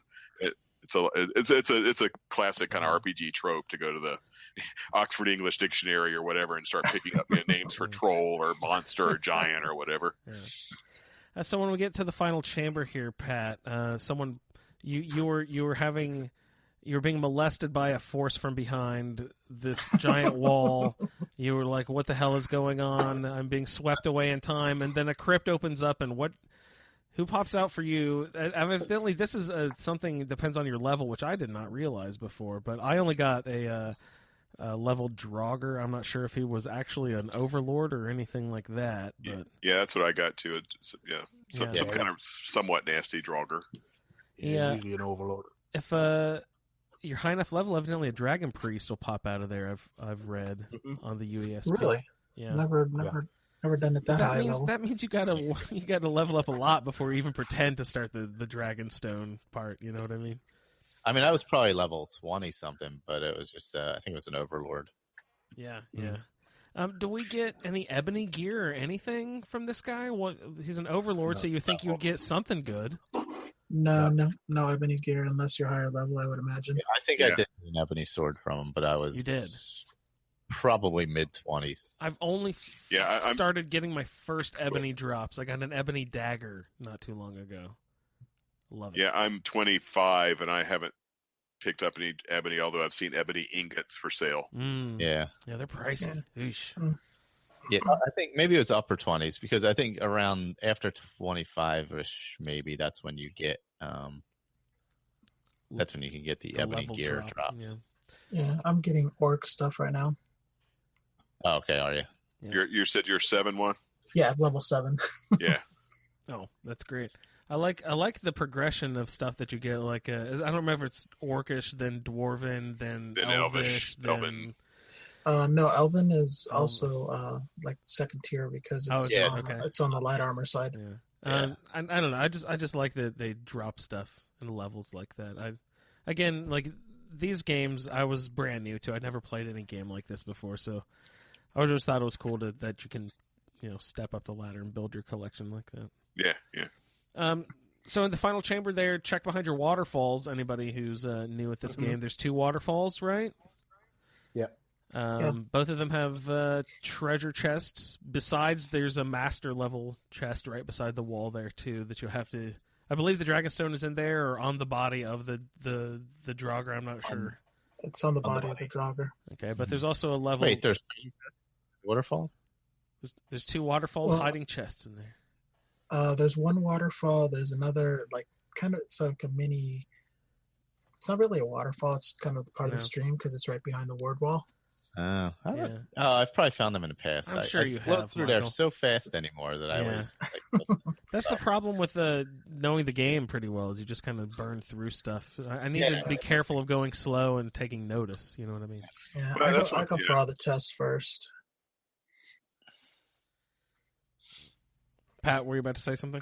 No, sorry, I didn't mean to interrupt one there. That's why I think the alternate starts are really nice because I think the first 2, 3, 4 quests or whatever you play those with every character, so it's nice to be able to do that a little different. And then I think once you get into the game a little bit, it starts being so differentiated, it doesn't matter anymore. Yeah. Well, I'm having a grand old time. We've gotten the Dragonstone. There's a back way out, everyone. Please don't try to backtrack all the way out the dungeon. I've done that before. Yeah, that's standard Bethesda, right? I mean, Fallout, Skyrim the same way. There's always a shortcut out once you finish it. Remember, I'm tipping off new people here. Like the first time I played these games, I didn't know there would be a back way. No, you're right. Yeah, it's just it's funny that like the sort of tropic design exactly. is the same. I figured it out now, and they do the same way. It's weird how they present it slightly differently, but it's the same in the Fallout games too. And those are the only 2 Bethesda games I've played, but I'm wondering if it's also the same in like their other games, Dishonored or whatever. I don't know what other games they make, but so Dragonstone. Let's take it back to Whiterun. Any adventures happen on the way back to Whiterun? Does anyone just hightail it back? Does anybody NPC say anything about your Dragonstone if you're carrying it around town or anything like that? I've never noticed anything. No. I had it for a little bit. I went in, had some sleep and that, and then came out, joined the companions, went off. Yeah, I was played around with the companions for a while. I was attacked by my first assassin on my way back. Nice. Oh man. Yeah, I've been attacked all over the place. Oh, and there was something I wanted to bring up last episode because we're talking about things that didn't happen very often that are happening all of a sudden that might be, I feel, more scripted. Like, I'd never seen, I'd heard people talking about the Headless Horseman over and over again. I'd never even seen the motherfucker ever in the game, ever once. I was like, that doesn't even exist, you guys. You guys are lying to me. I've never even seen it. Within the first 2 minutes of each game that I've started 2 characters, one special edition, I've seen them both times. like immediately, like immediately upon emerging out of my alternate start thing. I've seen the Headless Horseman. It's so weird. Yeah, I followed him once from Markarth all the way to the graveyard that he goes to. Yeah, I followed him there too. I heard someone say that he just has a random thing. He doesn't even go anywhere, but he totally has a places where he goes. Yeah. And I didn't check out that graveyard very far, but I made a mental note to come back here and explore this graveyard. There's got to be a story to this ghost here, especially if you load cutting room floors. I bet you there's something more to that. You know what I mean? So cutting room forward, does that pull in like stuff that was in the save files but not in the game or something? Exactly. Is that why it's got that name? Yes, exactly, Pat. It's you'll find lots of stuff that you kind of get the inkling. Any bars that you go into, any taverns, inns, things, NPCs you talk to, you feel like, oh wait, you probably did something more. Yeah, there's something weird about you. You're obviously meant to have done something more. Evidently, this mod will flesh some of those out more, and not all of them, but like it tries to do more of that, I think. Yeah, I saw your old horseman. The only problem is he didn't have his horse. Oh no! It was him floating, running along the side of the road. Did you take a screen cap? I'd like to see that. Well, maybe, that was the horseless headsman. Yeah. I was like, okay, and he ran straight into Lake Inalta. I think it was the frame rate for that. But some people suspect that he's Ragnar the Red. Yeah, from the song. Oh, yeah, that's my favorite song to play. Especially, mentioning playing songs, I've loaded a Become a Bard mod. I know people laugh at me, but I like the Bard's Quest. I think it's one of the better. Yeah, but that's not why, Andrew. Mini quest. Oh, sorry about that. But I loaded that quest, and there's also some stuff you can do with lutes and drums and stuff. So you can add a lute and make it an active equipment, and so you can equip it and then make it active wherever you are, and then you'll start playing, and that gives you 8 different songs you can play for, I think, 3 or 4 different instruments in the game, which, it's not a ton of... I think it's a really nice little touch. I think it's really fun. Plus, it adds some more to the quest of the Bard's Quest. It adds a little more to that. So I'm excited to get into that a little bit, but... do you get any bonuses for playing the songs or anything? I can't tell if you get a speech bonus. You would think you might get some sort of speech bonus or something. Okay. But one thing you can do is improve the loot at the workbench at a smithing station, like an armor bench. So you can get like firewood and an iron ingot, I believe, to improve it. And I think that make you play the songs better. I don't know. Huh. That's kind of cool. Yeah, so that's fun. I like that. Yeah, because I know in traditional D&D, usually when a bard plays a song, it actually gives different types of boosts. Oh yeah, you think it would give the party around them either like comfort or make them annoyed? That'd be funny if it made them annoyed. Yeah. Shut up, bard. Yeah, I think the lute songs kind of work like the illusion spells, where you either have calm, fury, rally, stuff like that. That's fun. That's cool. Well, so I guess we should wrap up the quest. Take it back to Farngard. Anything to give you anything cool, or Balgroof? I don't remember. Balgroof gives you the enchanted equipment, like we'd mentioned before. Does Farngard give you anything besides a bad attitude? No, he gives you an attitude, and there's some woman there talking to him. Oh yeah, that's right. Did they reveal her name yet, or is it just like mysterious figure or something? I think her name is revealed there. Oh, okay. Yeah, her name is revealed. So we're talking to Delphine and Farengar. We overhear them mentioning... I don't even know what they're talking about. Does anybody remember their conversation? The dragon mounds. Yeah. The dragon stones. And oh, the mounds. Like, that's something that's great. That go visit the mounds before you open up the dragons. And all of the word walls... Yeah, that's what I was thinking. Yeah, the other time. Yeah, just go to all the run around and go to all the word walls before the dragons. Then it's not tough at all. That's the great. one was the one out in the swamps by Riften is only skeletons there guarding it if the dragon's not there. That's great. It's not like a freaking priest or anything. Oh man. The throw voice one is always tough, though. Yeah, to throw voice is tough. I actually just got that today before activating the dragons. And I like throw voice is great if you're a sneaky character, because you can say like "Hey, Skeever butt" all the way across the chamber, and I love that. That's so good. whoever you're trying to shoot with an arrow or a fireball, Hey, it goes and Skeever runs to see who yelled and called him a Skeever butt. Hey, melon nose. Do you use pretty that fun. effectively? Do you use that in a gameplay regularly, Michael? I really love it. For I've sneaky never arts, used it once. I love it. Yeah. Oh man, that sounds fun. That was the nice thing about Skyrim is a lot of the enemies actually react to if you shoot an arrow or if you do the throw voice, they'll actually react to any movement, and we'll just kind of go investigate what it is. Yeah. Nice. That's Because great. I remember I was watching when you were playing Oblivion, I think you tried shooting an arrow and you missed and nothing happened. nothing happened. Oh, that was with the what are they, goblins or whatever they are? Yeah. Yeah, and I was trying to get them to move. It was one of the higher level ones. I'm like, all right, I'll get him to move over here, and I'm like, all right, well, he's not moving over there. I don't know. Must have been the wind. Stuff. Okay. They just don't, unless you hit them, they don't go anywhere in Oblivion. They're just like, well, whatever. Yeah. Holy shit, was that an arrow, Steve? Yeah, I think it was. It didn't hit us though, so we should just keep on talking. Everything's fine. Yeah, that was another pretty cool thing about Skyrim is even when you walk into that first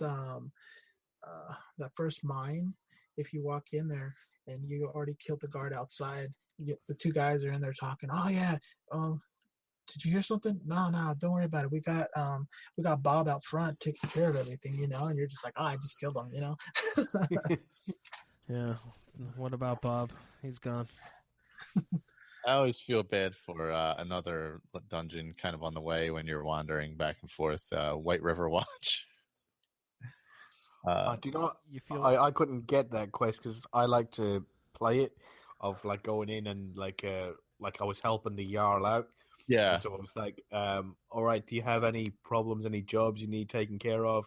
You go, oh yeah, go kill this bandit. And I was like, right, yeah, awesome. So he's going to give me White River Watch at some point so I can go up there and get those gauntlets of fortified two-handed. Awesome. Oh, yeah. I done like 20 fucking things. And he 20. hasn't given it to you? Never sent me there once. One time when I was running back, I must have been like level 20, already had the enchantment, bought it off of some merchant somewhere, walking past, and some wolf ends up running away from me and runs up towards there, activates all the bandits, so they come running down, and then I go, oh, look, there's a cave. Yeah, there's a fucking cave, idiot. I go in there and I killed it. I mean, I was so high level by the time, was the old Hadvar up there was wearing carved Nordic armor. Oh, he had the card. Oh, nice. I was sad for the blind guy. Yeah. Yeah. Difference between archers and two-handed. There it is. He wants to shoot a blind guy with a bow and an arrow with a bag of sticks in the back and steal his empty book. I just want to go upstairs and face off a giant dude with two-handed war axe and Nord, well, whatever it is. I'm so angry.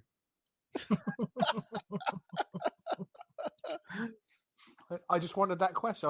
I mean, sometimes when you talk to the guards, they go, "Oh, they stay clear of White River Watch. That's where old Hordvar keeps his band of merry sort of like whatchamacallits." Nope, talk to like every guard I walked past for like 2 hours. I think if you keep activating the guards, eventually they tell you about all the different areas. Yeah, but that's not RP. So. If your character likes to nag people, it's chatting up the guards because that way, if you get caught, you'll be friendly with the guards and they won't throw you in jail. It's RP, especially for a good guy, yeah, or a good girl, or maybe she's flirting and thought his stories were very interesting. She's not bad. She's just drawn that way.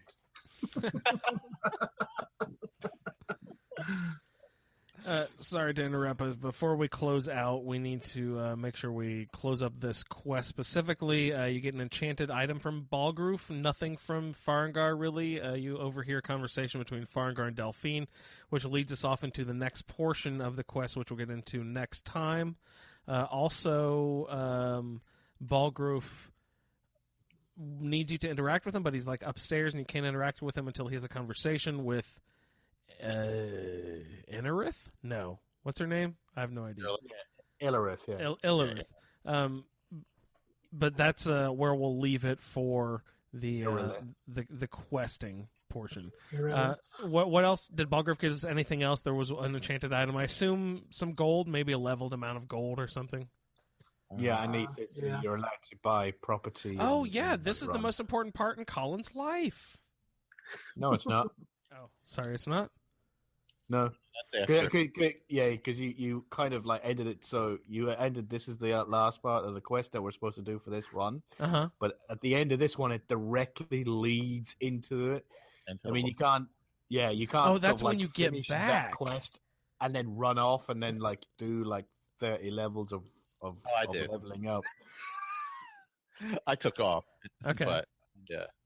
So you don't get your one true love until after you get back from the next portion. Then. Right. Oh, I'm sorry. That sucks that I organized it like that because we don't have an easy access to housing until the second episode.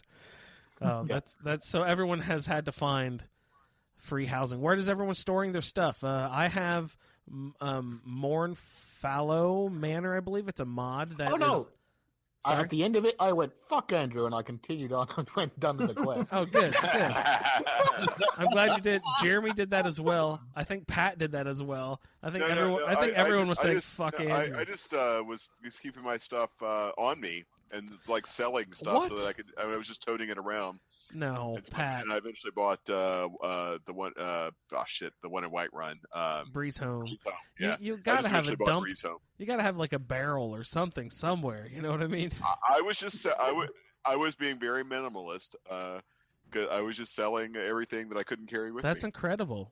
That's great. I mean, it was only like 10 levels or something, and it wasn't that big a deal. That was another thing when I was a brand new player of Skyrim that took me a very long time to get used to was inventory management and what to carry, what not to carry. We need to before we close out the show, go around and mention one embarrassing thing that we didn't know or something that we figured out way too late or something like that. But Pat, was there anything you wanted to mention, like just off the top of your head that was? Well, the two, not really anything specific other than my first face plant off a mountainside was spectacular. It gave me a suicide cam that was just beautiful. My character just bounced down the mountainside. Beautiful. It was a thing to behold. But the embarrassing thing. Yeah, it was beautiful ragdoll physics. Yeah.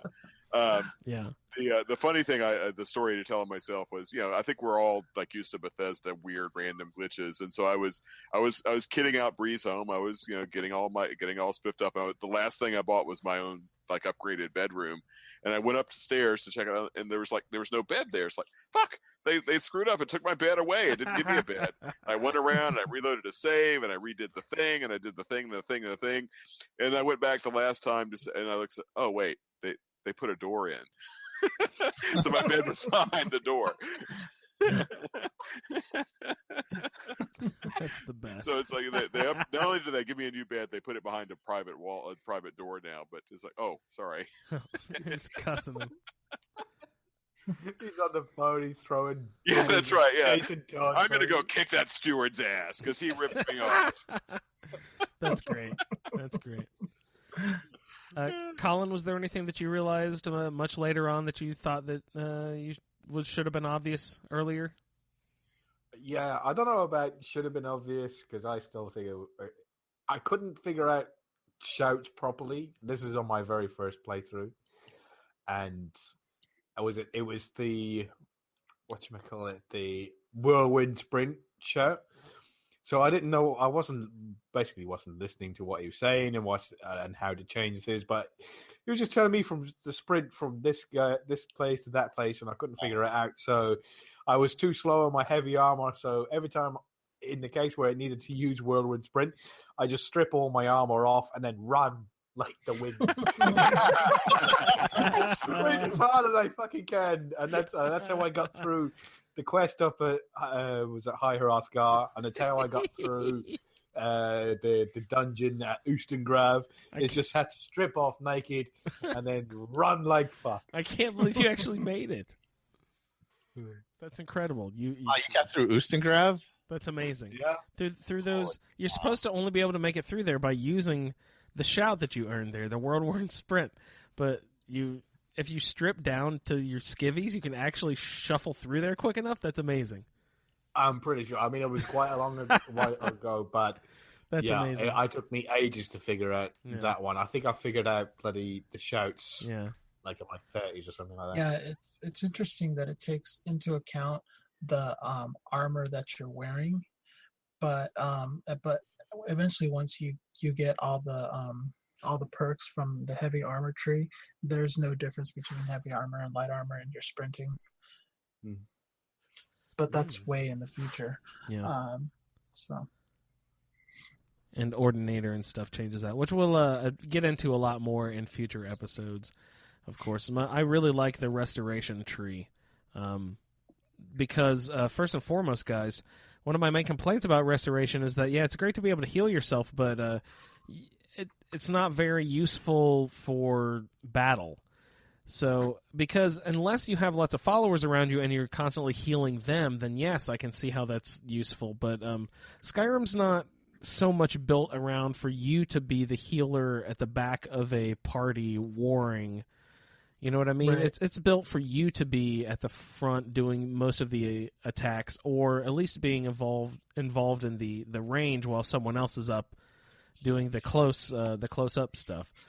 It's not really meant for you to be hanging back doing the healing portion, which I understand is a big role in lots of role-playing games. So I always felt that it needed more in the restoration tree. But what it does is it opens it up and makes it so that restoration makes you have the ability to not only heal yourself, but manipulate the healing abilities of your enemies, therefore actually doing damage, health.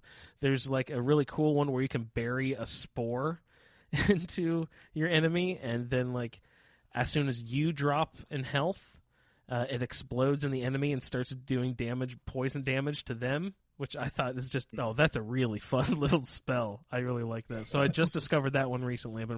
But the main thing is your restoration spells now have a school where they do damage, which is just an amazing addition, and I really like that. Yeah. Have you found the 3 rings spell? I'm not sure exactly, so probably not. What is that something I should stumble upon, or should I look up specifically, or what's that? Well, you can buy it. I think you have to go to the Mages College to get it, but I don't think that is my high faction. So, 3 rings, you say? 3 rings. Basically, it layers you in 3 rings of protection, and increases your health by 22 points per each ring that you can place upon yourself. I think it's dependent on your magicka. But right now, where Clecia is, she can add over 200 extra health to herself for 60 seconds. Wow. Jeez, that's a lot. She can dual cast it for 60 seconds. And fortify restorations jewelry up the yin yang. So, yeah, she can add an extra 200 and something. That's a lot. Wow. Yeah. And you said it lasts for 60 seconds, and if your magicka regeneration is enough, that means that you can just pretty much just cast that sort of every 60 seconds and be constantly full buff on health. That's amazing. Yeah, there's really cool. Couple of other ones. I'm running with Grand Healing now as well, which is great because that heals gets me. Everyone.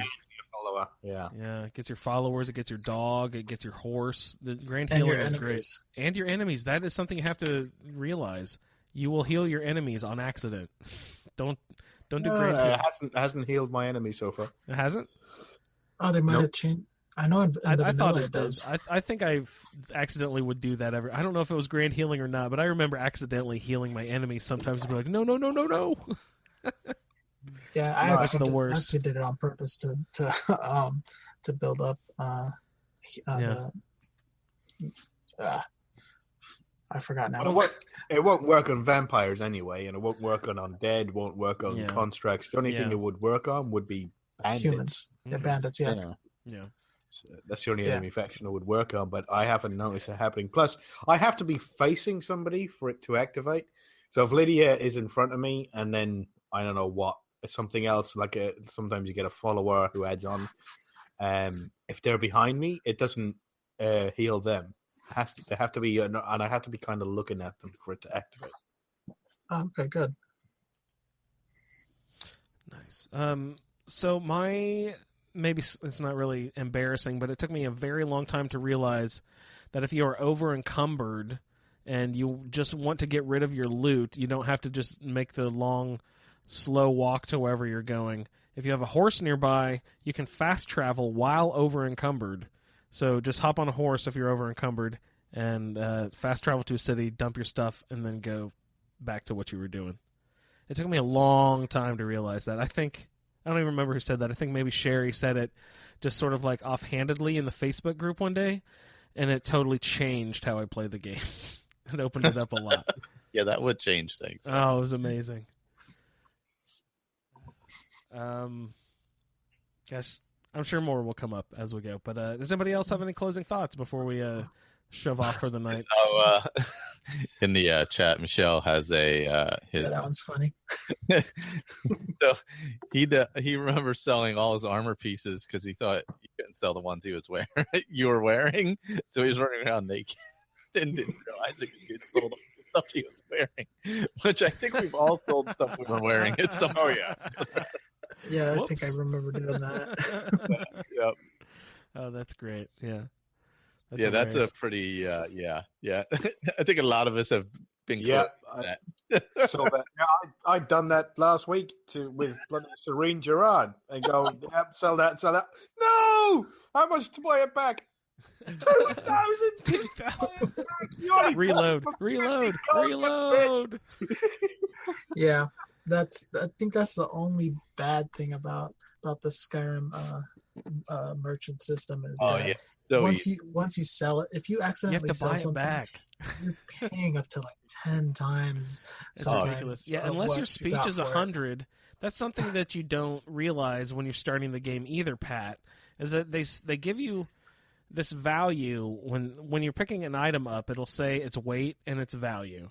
And then you think, okay, this is how much money I'm going to get when I take it to a vendor. But actually, when you're low levels in the game, before your speech power is up at all, you get a third of that at best. Yeah. And they don't tell you that, and you're like, wait a second, I'm getting ripped off. They said that the value of this was 30 or whatever. So a tip to first-time players: I never pick anything up early in the game unless it's at least a 10-to-1 value to weight ratio. I only pick up that sort of stuff if possible. You will pick up other stuff if you have to, but that's generally what I do, because otherwise you'll get weighed down really quickly. Yeah. That's a good rule of thumb too. I agree with that. That Fallout taught me that is to look at that ratio is the key. Did you abide by any sort of ratio early on? Yeah, about 10-to-1. Yeah, that works, and I still kind of do that now. Yeah. Although I actually have, I guess maybe just harsh lessons of Fallout. I hardly ever get over encumbered because I just reflexively I don't pick up the great swords. I don't pick up the steel nice. a steel armor here is worth 300 or 500 or whatever, depending on what it is. So I'll pick that up. But the boots, the helmets, the swords, the battle axes, I don't even pick those up to start with. Yeah. You have no idea how many embalming tools and Dwemer struts that I've picked up in my lifetime. Those fucking Dwemer cogs, they're worth 0.5 and they weigh 10. It's 1 to 20. It's a terrible ratio. They're the worst things ever. Fuck Arnie O'Gain right in his ear. That Dwemer stuff is so heavy. Yeah. So heavy. All right. Any other closing thoughts, gentlemen?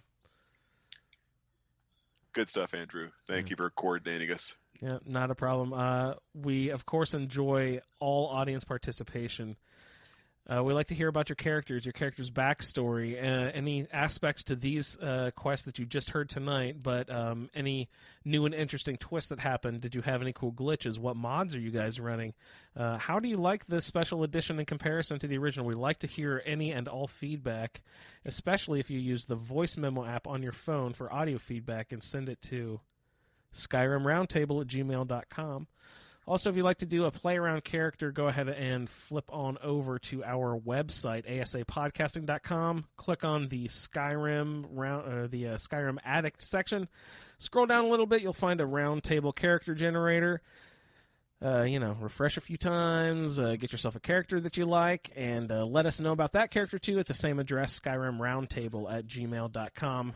And we'll get your feedback played on the air. We love the character and feedback interaction with our community, and join in the Facebook group and all that. I'm sure all this information will be in the outro notes. Michael, you have any show business you need to get through before I close out?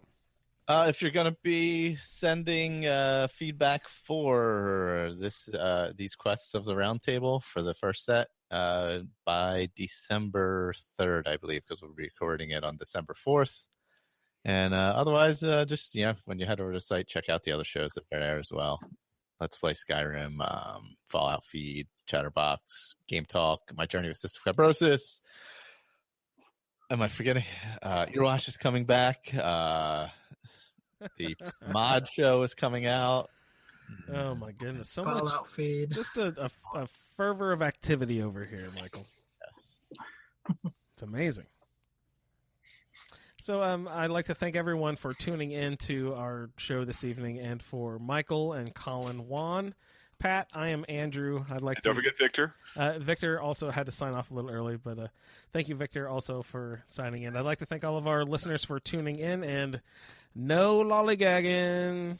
Hey, before we sign off on the show this week, we thought that I would get a hold of Jeremy, because he is going to be a normal participant in the show in the Skyrim Roundtable here.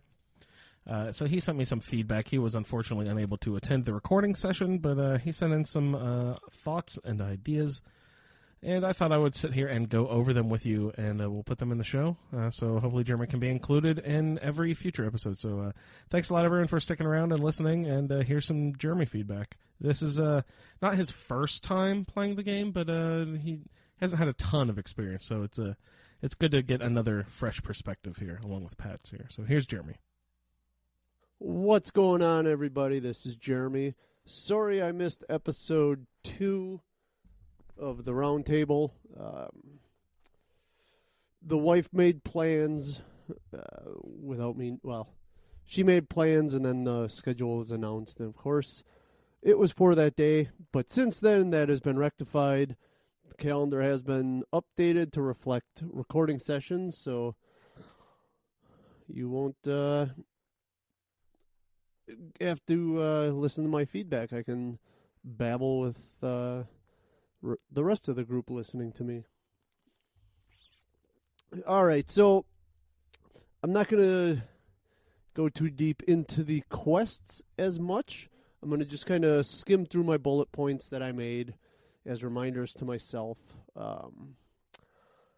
But I will tell you, as we did talk about in the Roundtable episode 1 during the marathon, the 12-hour charity stream,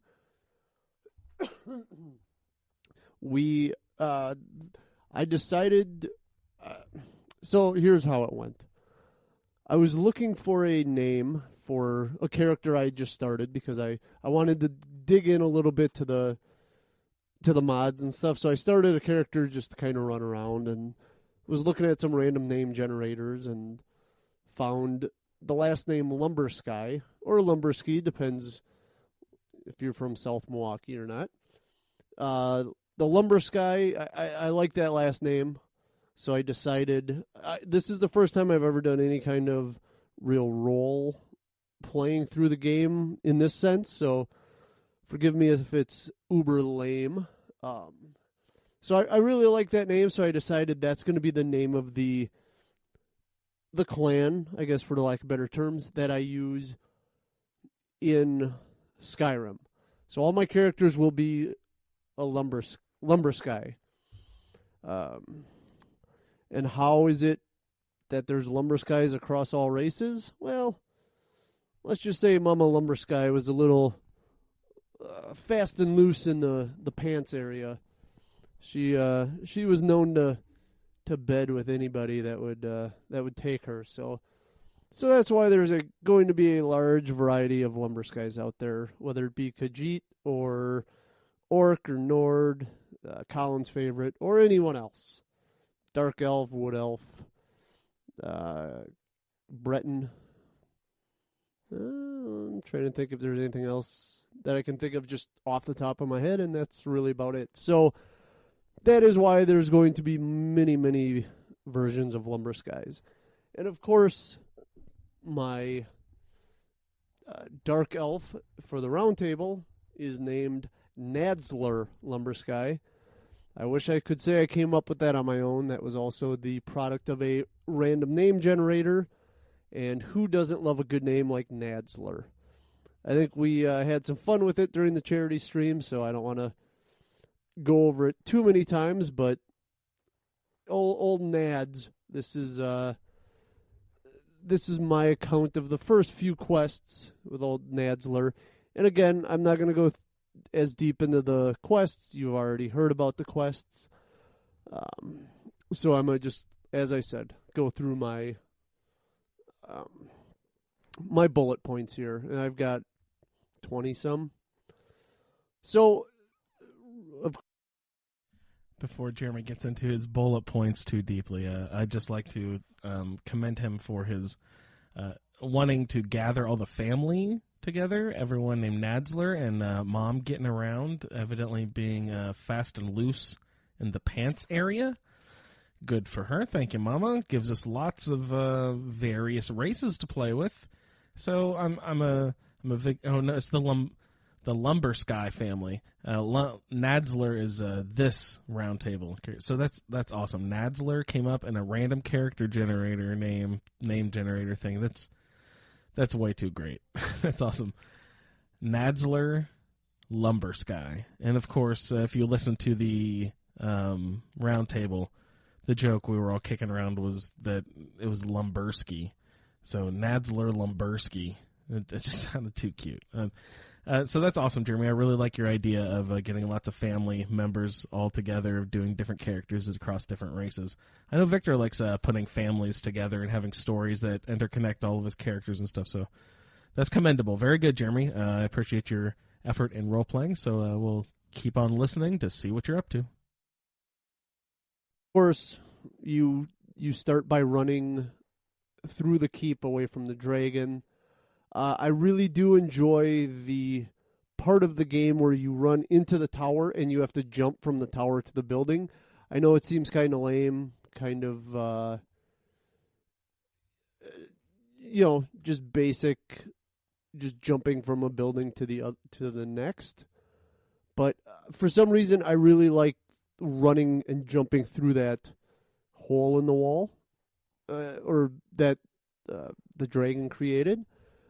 For some reason, I really do enjoy that. I don't know if it's kind of like a throwback to an action game, jumping from one burning building to the next. So that was very cool. I enjoyed that.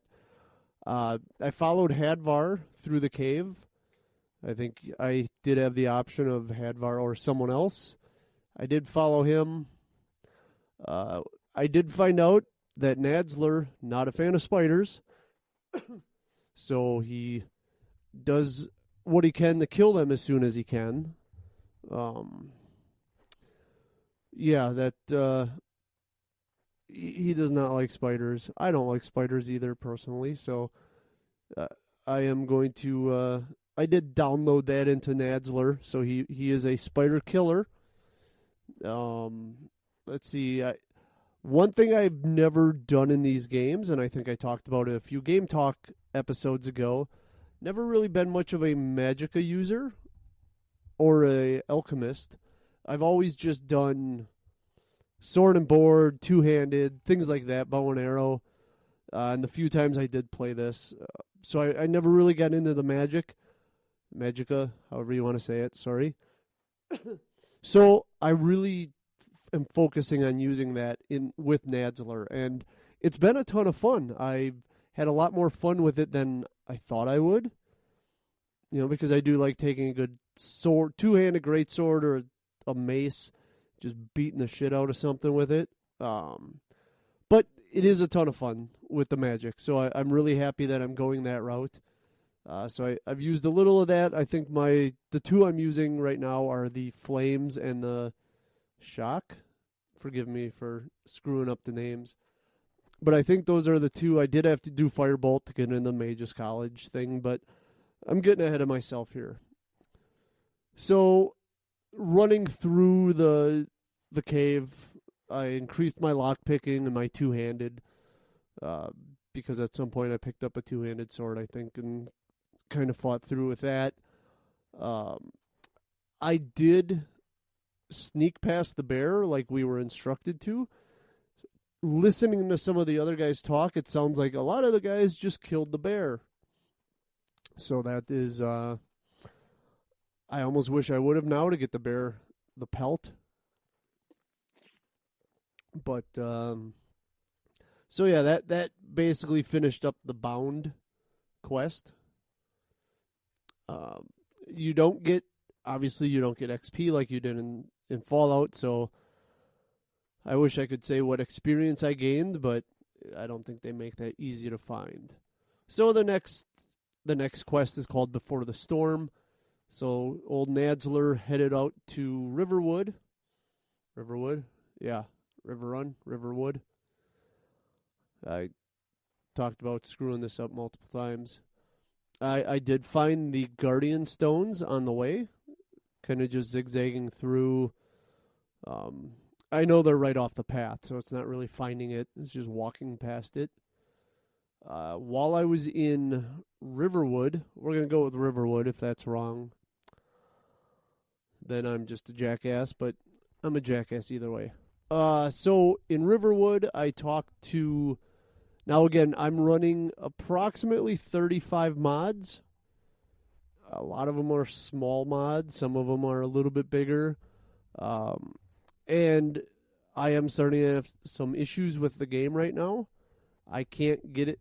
I'm trying to get up to High Hrothgar, and every time I get too close to the mountain in one area, it crashes to desktop. So I'm hoping there's either some mod updates or a game update that can hopefully fix that, but it's pretty consistent in the same area, so I might go somewhere else and come back and see if it's a game stability issue or if it's just in that area. And then Victor and Andrew said I should start disabling mods one by one to see what fixes it, which sounds like a ton of fun. So anyways, in Riverwood, I talked to Farandal. He's not a fan of Sven. Let's see. While I was there, I think Farandal. Oh man, I need to take better notes here. Sven and Farandal, I think, are in love with the same woman or wannabe. One of them, I think Sven is married to her. Farandal likes the woman. So I told Sven what his plans were, and now Farandal's not real happy with me. While I was in Riverwood, I did take Juan's advice, and I... holy fuck, 10 minutes already. I'm sorry. Took Juan's advice, chopped a bunch of wood to make some money. One of the closest thing to a cheap mod I'm running is Rich Merchants, so everyone has 10,000 gold. So I basically just did the grind to get some gold so I could buy Breeze Home. Wait, is that it? I think it is. So I did that, and then I made it over. I ran over to Whiterun, which then completes Before the Storm. Let's see. While I was in Whiterun, I talked to. Let's see if I have it. I do not have the. I talked to Proventus's daughter, who is a blacksmith, I believe, and she asked me to deliver a sword to her dad which is, of course, the... I'm terrible at this. I'm sorry. He's the right-hand man of the Jarl. Let's say that. So, let's see here. I delivered that, and I think I got some XP for that, which is good. I believe Bleak Falls Barrow. Wait, let's see. Yes. Okay. So, it is Riverwood. Okay, I'm not a total jackass. I went back. So went to Bleak Falls Barrow. And I think I got a little bit in there, and I was just looting anything and everything. Just take it, and at some point I just backed out. Went to Riverwood, sold what I had. Went back to Bleak Falls Barrow. I did level up to level 2 when I sold all my junk back to... Oh, son of a bitch. My notes are terrible. Lavernius? No, that's probably way off. Lucius? No. To the shopkeep at Riverwood General Store, whatever they're calling it. I'm really butchering this game, fellas. I'm sorry. Okay, so there were a few bandits outside the temple. Not a big deal. Made it up to... Leveled up against the Draugrs to level 3. Oh, well, I found a word wall, which that was pretty cool to do. Absorb the word, whatever. Learn the word, I believe, is what it is. There was a Draugr overlord. He was a son of a bitch. I used my shock and fire and basically used up my magicka while I was fighting him. So at that point, I had to pull out my warhammer to kill him. So I did that. Found the dragon stone on him. And then at that point, I returned back to Whiterun, and then I also ran over to Riverwood to give the Dragon Claw, Golden Claw back to Lucinius, or whatever the fuck his name is at this point. I've butchered it, might as well go all the way. So that is that. That is basically where I'm sitting right now. Well, I am at level 7. So I after I did the first couple of missions, I did jump ahead by one mission because I wanted to kind of get some more XP. And then at that point, I just started running all over the map like a jackass. I didn't realize I could just take a carriage from Whiterun to all the big cities. So I ran to a bunch of them, so I had discovered them, so I could fast travel, and then kind of ran around. Got to them, and now I'm just kind of derping through... Well, I was kind of just derping through almost said the wasteland, through Skyrim, just discovering areas, basically looking for fast travel points and mission points. So, and the beauty of being so green, the Skyrim, like I said, I have played a little bit in the past, nothing like I am now. I don't know what's modded and what's not, so it's cool because now I can go find all these caves and things like that. Again, they're kind of fast travel points for me, for Nadzler, and then also just to be able to go explore all these areas. And I am just, discovered, can't think of a name, Markarth. And I just go to the next. I don't go through and look around and check all the shit out. So, haven't done any of that kind of stuff. Just kind of hitting points on the map to unlock things so I can get to them when I need to. Again, had I realized I could have just fast traveled with the horse and carriage, it would have went a lot quicker. But there is a certain joy of running through the area. That is why now remember why I went a mission ahead, because I did want to get Lydia on my side, which is my companion. So I went and got her, and now I've been running around with her.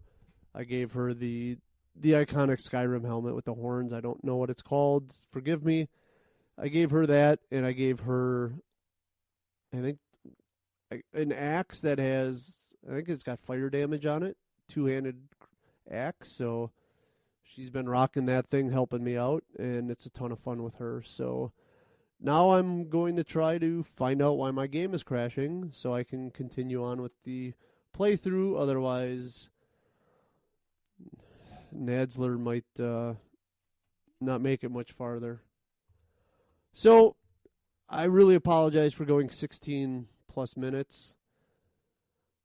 I gotta learn to shut up from time to time.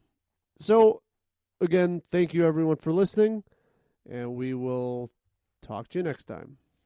Hey, Jeremy, thanks so much for submitting some feedback. I'm really glad that we could include it with everyone else's thoughts here about the quests. And, I have some notes and thoughts written down here. Everyone covered the quest pretty well.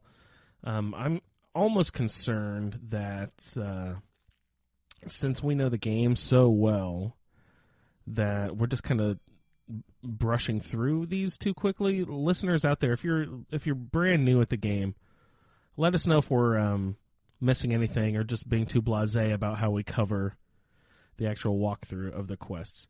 But the whole point is so that we can discuss the different angles that we're taking for the quest because of our random character roles. So, Jeremy, I'm really glad you submitted some feedback here. So I just have a few thoughts here that we'll talk about. Let me look at my notes here. Public service announcement. I just recorded some thoughts, reaction to Jeremy's feedback, and there was some weird little electronic clicking. So if that sort of thing bothers you, just go ahead and skip the rest of this episode, and we'll see you next time on the I almost said Fallout, stupid, on the Skyrim Roundtable. Thanks a lot, guys. No lollygagging. I think this is not the first time that we've overheard Jeremy express his personal fear of spiders, so I'm glad that Nadzler plays along right with that theme. Good for you guys. Focusing on Magicka for the first time, that's always fun. You've got Flames and Shock together, you said you're focusing on. That's sort of interesting. I would prefer to use Shock, especially if you're going up against mages or anything that uses Magicka. The Shock actually does Magicka damage or depletes Magicka as well, as doing the base damage. And the Flames, of course, have burning damage if a target remains on fire. So, each has its own advantages to whatever you want to do. Use the Flames on Frost Trolls especially because they have they don't like the fire so much. It burns. So, let's see. You've always used the two-handed in the past. Well, that's fun. That's always fun to fall back on. You can join the school of Colin and Andrew. We like using our two-handed weapons. Very nice. How to explain character progression for the Roundtable. Okay, Jeremy is used to Fallout, so he's used to finding a location, getting XP, killing something, getting XP. Well, you are earning experience points with everything you do, Jeremy, but you earn it by when you use the skill. It's like, I'm sure you're figuring this out and you know this, but if I sneak, then my sneak gradually goes up, and then your overall skill goes up, but even a lesser percentage. But so just by using your skills is how you level up, and I'm sure you know this. And we're just explaining this. We're again being very clear for first-time players, new listeners, that sort of thing. So the leveling up is different than Fallout, but so each has its own advantages, and now that I'm used to the Fallout one as well, I don't know if I have a preference. I like each. Jeremy, you said you have 35 mods, and close to the mountain you're crashing. Victor says disable them one by one. I said just disable them all and add them back one by one. I think Victor's method is probably more efficient and the smarter way to go about it.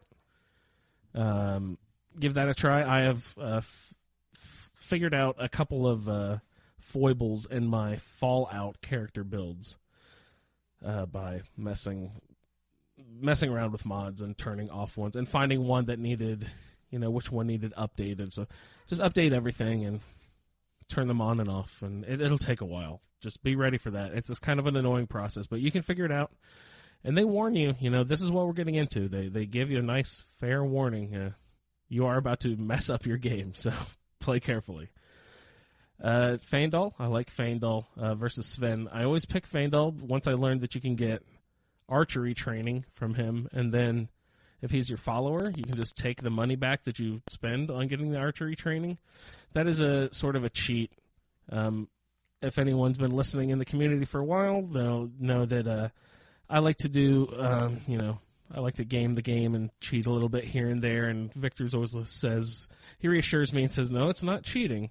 If the game allows you to do it, it's not cheating. So he's just trying to make me feel bad. It's totally cheating. Or no, he's trying to make me not feel as bad, but I still know it's totally cheating. So Faendal, I always pick him over Sven. I haven't used Sven in a long time. I think the one time I did use him forever ago, he died immediately in Bleak Falls Barrow. I don't think he's very strong, and I don't think he's essential. So he dies very quickly. You also wanted to chop wood for money. I can't say that I haven't been too proud to do this as well, Jeremy. If you can spam the button to just look at the log, that would be so much better, because he looks up each time. It's like, if you would just keep your head facing down each time looking at the log, I could just hit this button and read my book in peace without having to actually get my other hand involved and look down too and hit my button. Come on. How dare you, Skyrim? The Rich Merchants, 10,000 gold, that is, you said, your cheat version of a mod, and yeah, it's... Victor, I think I remember him saying that was a little overpowered there, a little OP to have merchants have 10,000 gold, but I'm finding this early in the game, while my speech is fairly low, I'm taking all my gear back to the merchants, selling everything off, and running out of gear before they run out of money still. So at this point, early on in the game, you really don't even need that extra 10,000 gold. But as you do level up, you do need they do need more gold. There is not enough money. And Victor said there are some great mods out there that actually have the fluctuating economy of the world depending on actions that you perform in the world. So I mean, we should play around with something like that too. Talk about that sort of mod when we come across it. Let's see. In Whiterun, you said you ran into Adrienne. Her name is to deliver sword to Proventus. I believe I did that. I don't remember if it gives you some gold or if she gives you some gold. I don't even remember what the reward is. And Jeremy, that is another thing. Instead of rewarding you with XP in this game, they reward you with gold and enchanted items, basically. Excuse me. Oh, and then you brought up Lucan, I believe his name is, or Lucian, if you pronounce it with a soft C, maybe? I'm not sure. Over at the Riverwood Trader, I believe it's called, the little shop there in Riverwood. Yeah, but he sends you out for the Golden Claw. You described your word wall for the first time. That's always a fun experience. Pat had a really fun description of it, of his first experience of the word wall. Your Draugr Overlord. Draugr always reminds me of the fun way Colin pronounces Draugr is really great. So you used your shock and fire spell till you ran out of magic, and then you just use your two-handed warhammer and bash him in the face after that. That's a good move. Yep, grab that Dragonstone and run. Be sure you check behind your waterfalls and look around, especially in those big chambers, guys. Just if you're a new player, a little tip: those big chambers and stuff, they really like to hide a treasure chest behind, a little nook and cranny. If there's a little stairwell that might be underneath behind. If there's a waterfall, look behind the waterfall. If there's stairs going up, look underneath the stairs. A little nook and cranny here and there.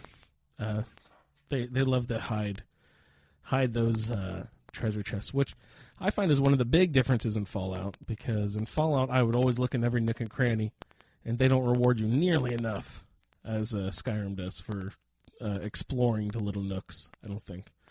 Okay, Jeremy, you said you fast travel. You were just going around discovering locations without actually going into them. You don't investigate. You just unlock the map for later use. Actually, I do that sometimes, too. I just went over and got Vigilance, but I didn't unlock Markarth. I just got Vigilance, and then we hightailed it out of there. You know what I mean? And Riften, too. We just kind of ran by it, discovered it on our way to kill the giant for Ogle and all the orcs over there at Lagbashore.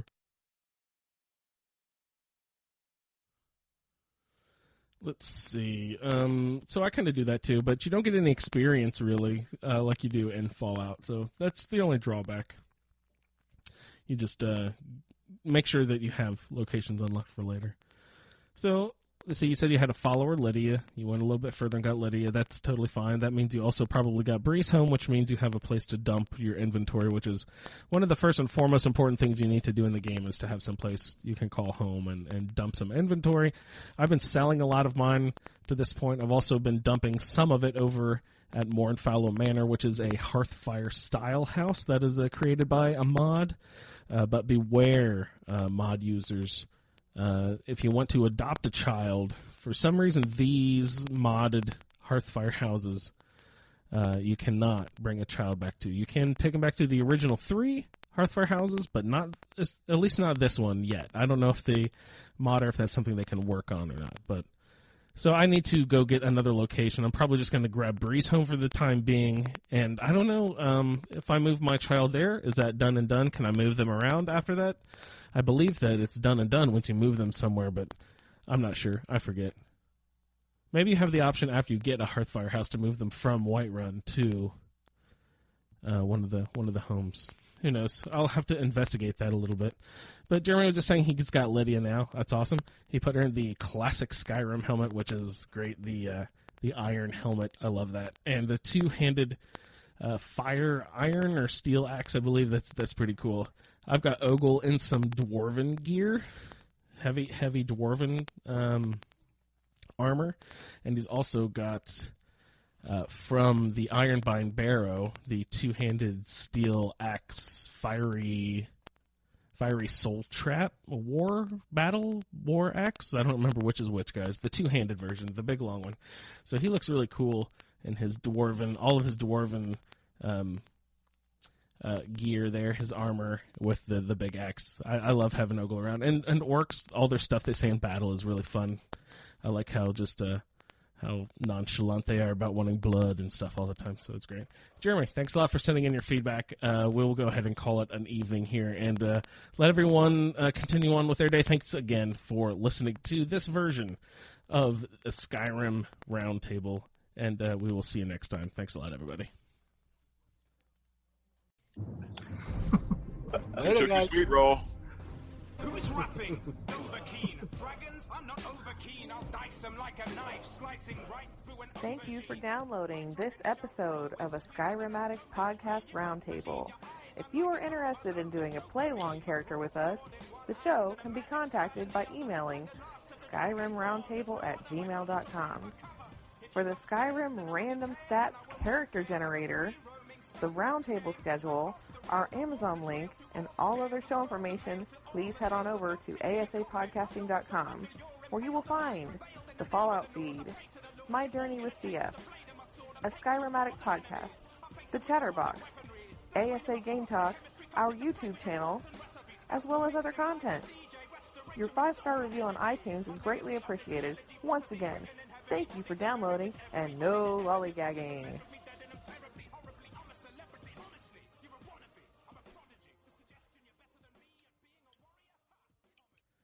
Man, you can really just hear it. I know I've said it before, but the way she says character generator.